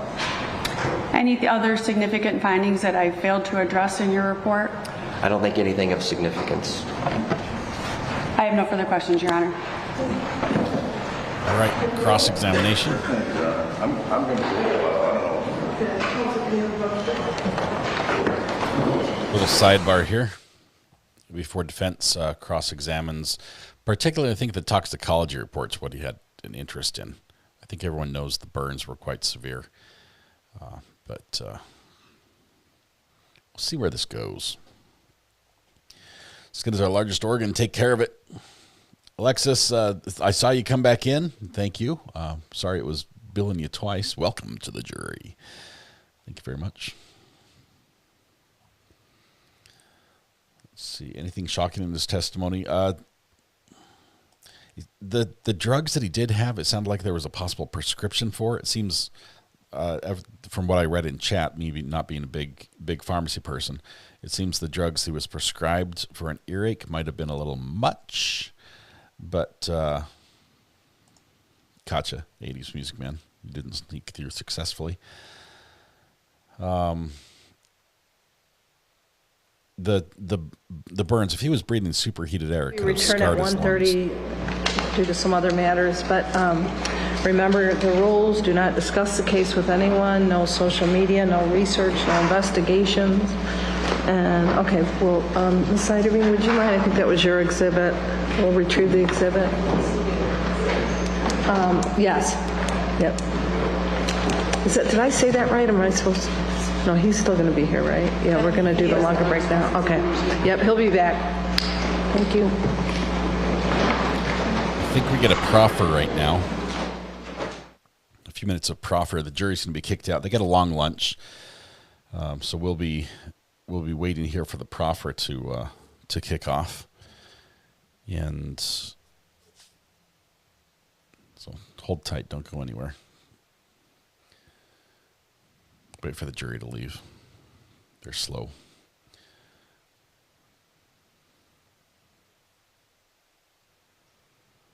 Bum, bum, bum. This is, I think, what the judge may have been talking about with the motion this morning. Let's hang tight and see if the proffer happens now or if we're going to go straight to lunch till 1:30. Wait for it.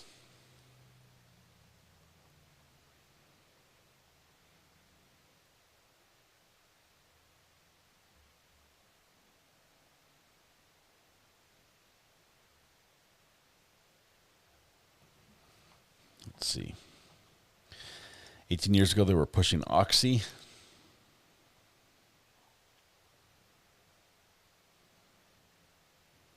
Trying to think of when I got my wisdom teeth out. It's more than that, and I think they pushed. I got it. I don't know. Wisdom teeth. They gave me Lortab for that. I did not like it. I took one Lortab. I'm like, I am done. I'll just live with the pain. I did not like how that made me feel.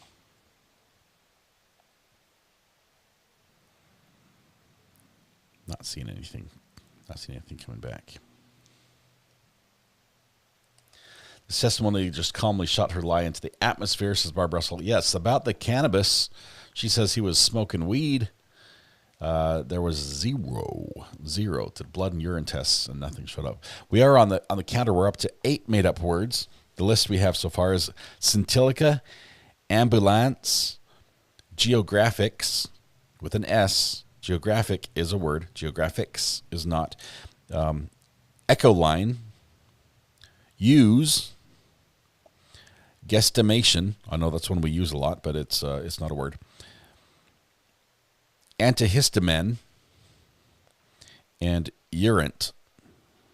Those are our words, made up words so far in the trial. So there may be a few more. We're trying to only count each word the first time it's used. So I know we've had a couple other words come up. Scintilla is a word. Scintilla is a word. Let me just check. Let me just check my definition. Define scintilla.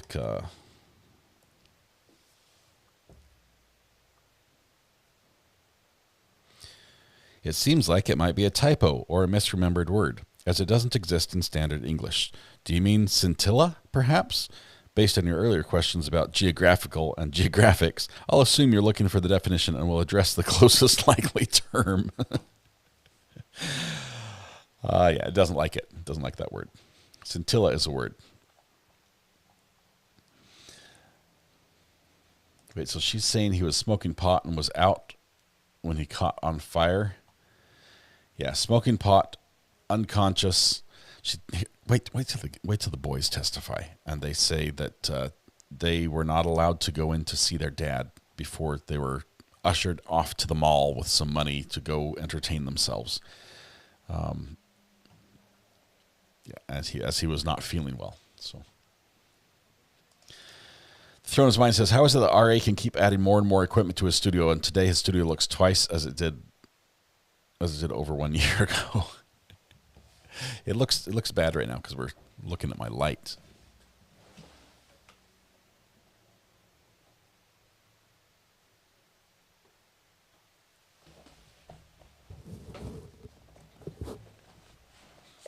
It's a little bit better. The problem is I've changed my grip for this camera right here. It's now I forget what it's called. It's made by Small Rig. The last one I had was a little flex clamp. This is a smaller rig that has a single clamp, and it locks 4 different articulating points all at once, so I can move it around. So we might be coming back. Let's see if we get this. Some argument here. Right here? Yeah. Okay, you talked to them? I talked to my messenger. I think it was him.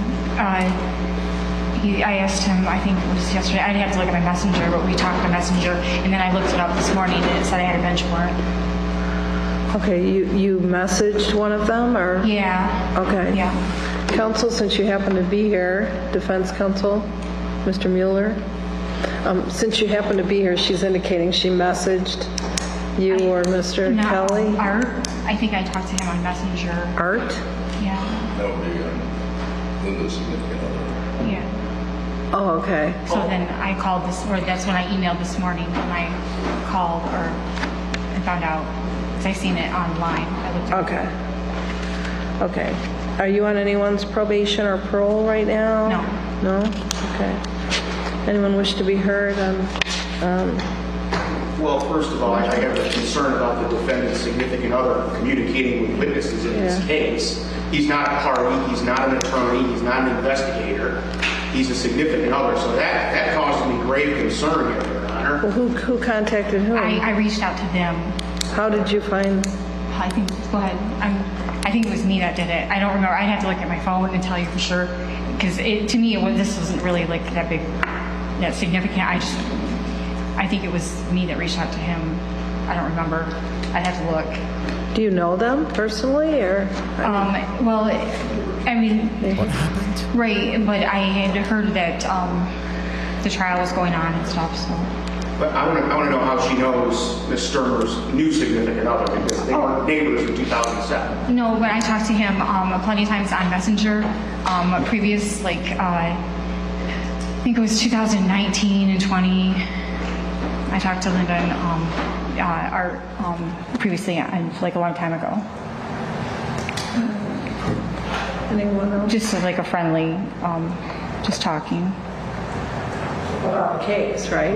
Yeah, well, we didn't talk too much about the case, but a little bit, like, in general, just like how Linda's well-being was and stuff, how she's doing since she got out. Okay. How'd you get here today? The deputy. Deputy brought you? Okay. Okay, anyone wish to be heard? Well, first of all, I'm going to ask the court to prohibit this individual from having any contact with the people's witnesses. He's not an attorney. He's not a private investigator. He should have no reason to speak with anyone. And if he wants to play a lawyer, he can go to law school. If he wants to play a private investigator, he can get his license. So this is extremely disturbing and frightening that this individual is having contact with our witnesses. Especially since there's no reports ever being prepared, there's no discovery of any of these conversations being provided. I'm very upset by this, Your Honor, and I'm kind of holding back as much as I can here because this is very frustrating. The other thing is, I think at this point in time, the court needs to arraign on a bench warrant. She was validly served with a subpoena. I'm in agreement that probably a bond should be set in this matter. Any position? Yeah, like I said, it's showboating right now. First of all, takes one to know one, sir. Second of all, she inquired about Linda Stermer's well-being. They were friends and neighbors for years. There's nothing wrong with that. And in terms of anybody reaching out to anybody, it came from the witness to our side. So there's no issue here.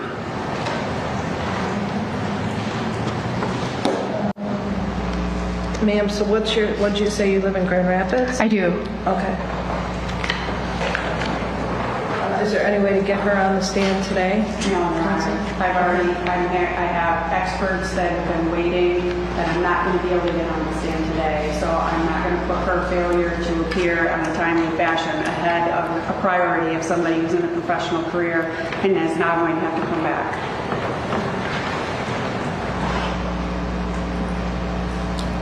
What is going on?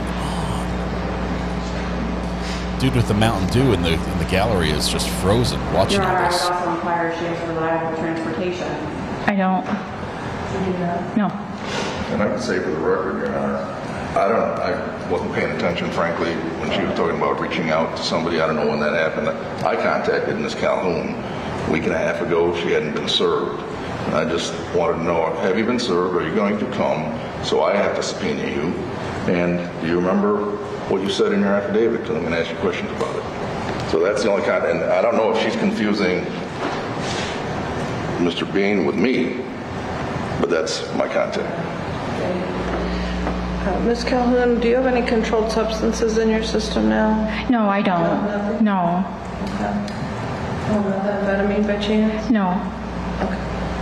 Don't have a little meth? Is that what the judge What I'm going asked? to do is I am going to set this matter for a status conference for Tuesday.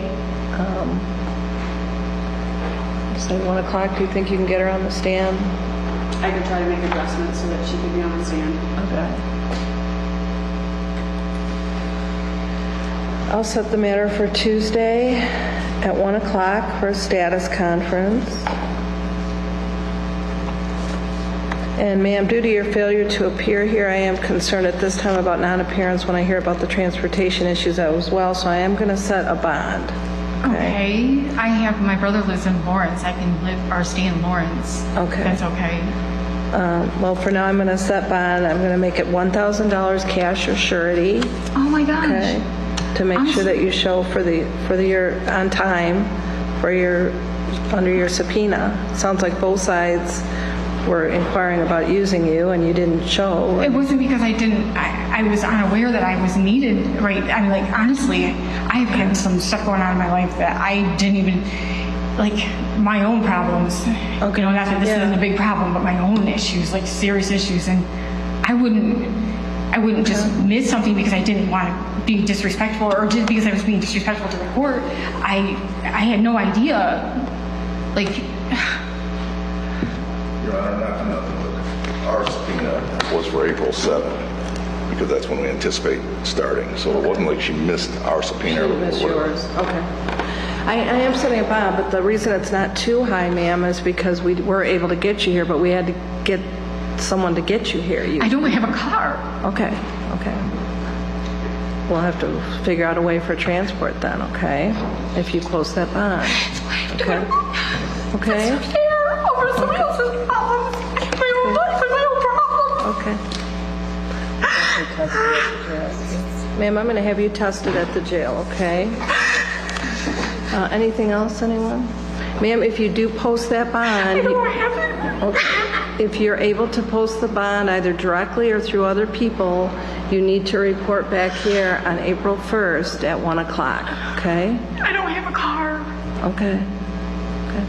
Well, make sure you're in contact with the lawyers so that they can contact you. If you don't post it, they'll contact you at the jail, okay? That's not fair. Okay, thank you. Anything else, anyone, on that matter? You did order testing in the jail? Yeah, I ordered that. Have her tested at the jail. Are we addressing the issue of this Art person speaking with witnesses, Your Honor? I don't know who he is. Is he here? He's here in the courtroom. I've seen him every day. Where is he? I believe it's a gentleman back there in the blue shirt, Your Honor. Sir, are you having any contact with witnesses in this case? Back some time ago, I contacted her to find out an address on her and a telephone number, but obviously that changed because Wolf had it on a subpoena for her, and they wasn't able to. And she messaged me yesterday and said that she found out the cops were looking for her, and I said, yeah, because they issued a bench warrant for you. Okay. That's the extent of our conversation. Sir, I'm directing from now going forward, no contact with witnesses. Okay, he's not. Is he part of the defense team, or is he a boyfriend of Ms. Stermer or significant other? He's been helping our defense team with legal issues. Okay, I don't see. Is he a significant other of Ms. Stermer? Pardon me? Is he a significant other of Ms. Stermer? Okay, I'm going to order that he have no contact with witnesses due to the commingling there of roles. So to keep it clean, no contact with witnesses, sir. Oh my goodness. I did bring it up with Mr. Kelly yesterday. I informed him that she contacted me. Okay. And I told him not to contact her. Okay. Yeah. So we've already took care of that, but I did inform. Just going. I can't change what the past, but going forward, zero contact. Okay. Thank you. I didn't reach out to her just in the beginning for a phone number. Okay. Anything else, anyone? Just we want to make sure it's on all witnesses. Yes. Because obviously he had her contact information. He's spoken to her in the past. It's not just her. We're asking on all witnesses that he does not contact any of them. Thank you. Okay. Anything else, anyone? No, Your Honor. Okay, thank you. Now we're going to go to lunch.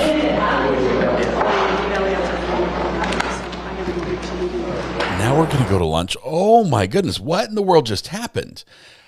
We knew there was an issue with some witnesses, and we might get a call in just a minute here. We knew there was an issue for some witnesses.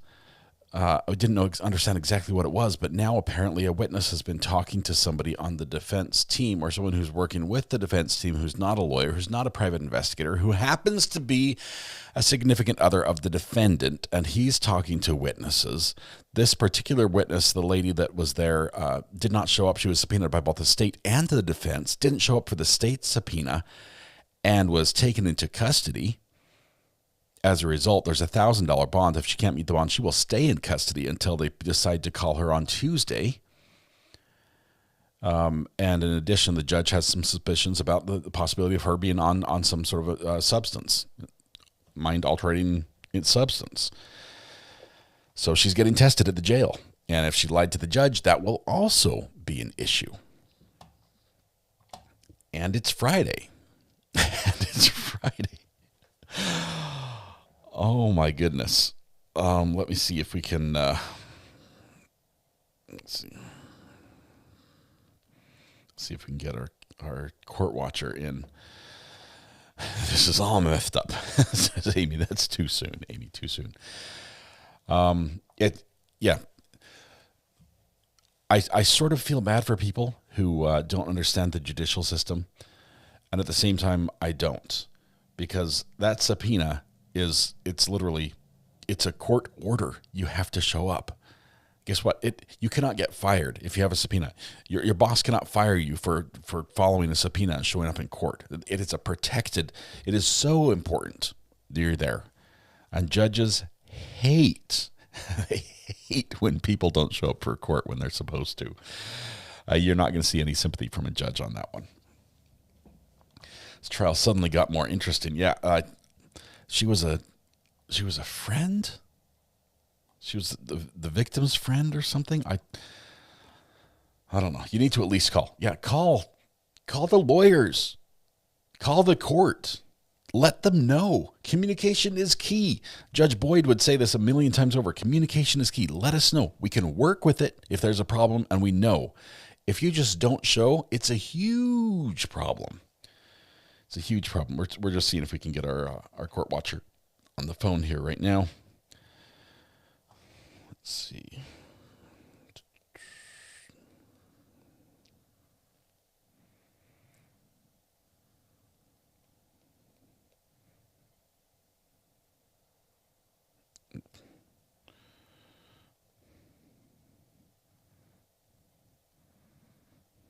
Okay, I texted the wrong person.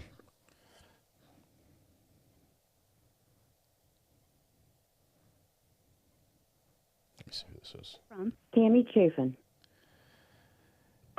Hey, Tammy, I apologize. I'm trying to get our court watcher to call right now, and I texted you on accident. You were very, very obedient. I got your text. Thank you very much for the insights. We might bring that up. We've got some time here, but I apologize. Thank you. No problem. Thank you so much. All right. Bye-bye. Bye. Okay, Tammy, thank you for that. Let's see.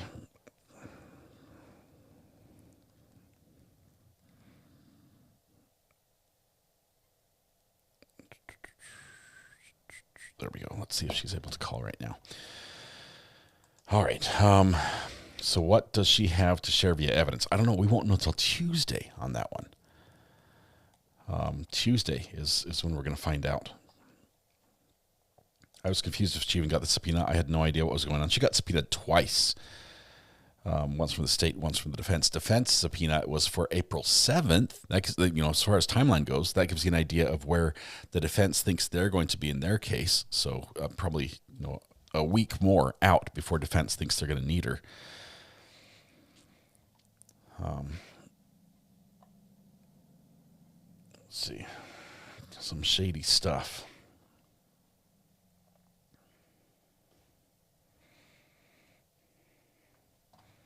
Let's see if Kayla's ever able to call here. Can we give her just a second? Witness just doesn't understand, I think. Well, she understands now. This is why we watch all day. Yes, this is. Can I rewind to the part where she came in? It was just, there was nothing to see until just right when we took it live. That was it. Did RA say the man who was talking to witnesses is Linda's boyfriend? Yes. Yes, significant other. And he's been working with the defense. He's not a lawyer. He's not a paralegal. He's not a private investigator, but he's been working with the defense. Calling witnesses? What? Yeah, he's not going to do that anymore. No more calling witnesses.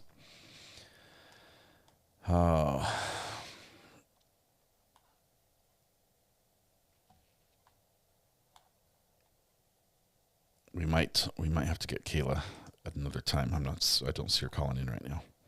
I know she's got a little break. We all have a little break. We're coming back in 45 minutes after lunch. So if she doesn't call right now, we'll catch her on the other side. So he's not to talk to any witnesses. That's the order the judge gave. Any witnesses from either side. Quit talking to our witnesses. Why were her attorneys allowing it? Great question. They were using him like a paralegal, I guess. Is court over for today? No, it's not. They're just going to lunch. Oh, my goodness. The prosecution needs to ask every witness if they've talked to him. There's going to be a standard question now. Has a random blue-shirted gentleman with a couple binders called you recently? defense just shot themselves in the foot. That's not doing themselves any favors, that's for sure. The defense attorney didn't know he was helping. No, they said he was. He's working with us, they said. He's working with us. And the judge was sniffing it out. It's like, aren't you the boyfriend? Aren't you the boyfriend of the defendant? Ah, two roles, huh? You're the supportive, significant other, and you're just helping out on the legal team. Yeah, that's a bad look for sure. All right, tonight when you go home, please hug the people you love. Hug the people you love. I'm making up new words here. Smile at someone, make their day just a little bit better, and please stay safe. To go live again in about 40 minutes. 40 minutes with part 2. It's going to get spicy again. We know that. It's more spices coming. We haven't yet had the proffer. I don't think that was the proffer. Maybe that was the proffer. But I think there's still a proffer coming. So we're going to, well, the lights have been turned off, so we need to go now. We need to go. Thanks, Ayden's Music Man. Appreciate that. You guys will see you after lunch. Portal's incoming right now. Catch you in a bit. Bye-bye.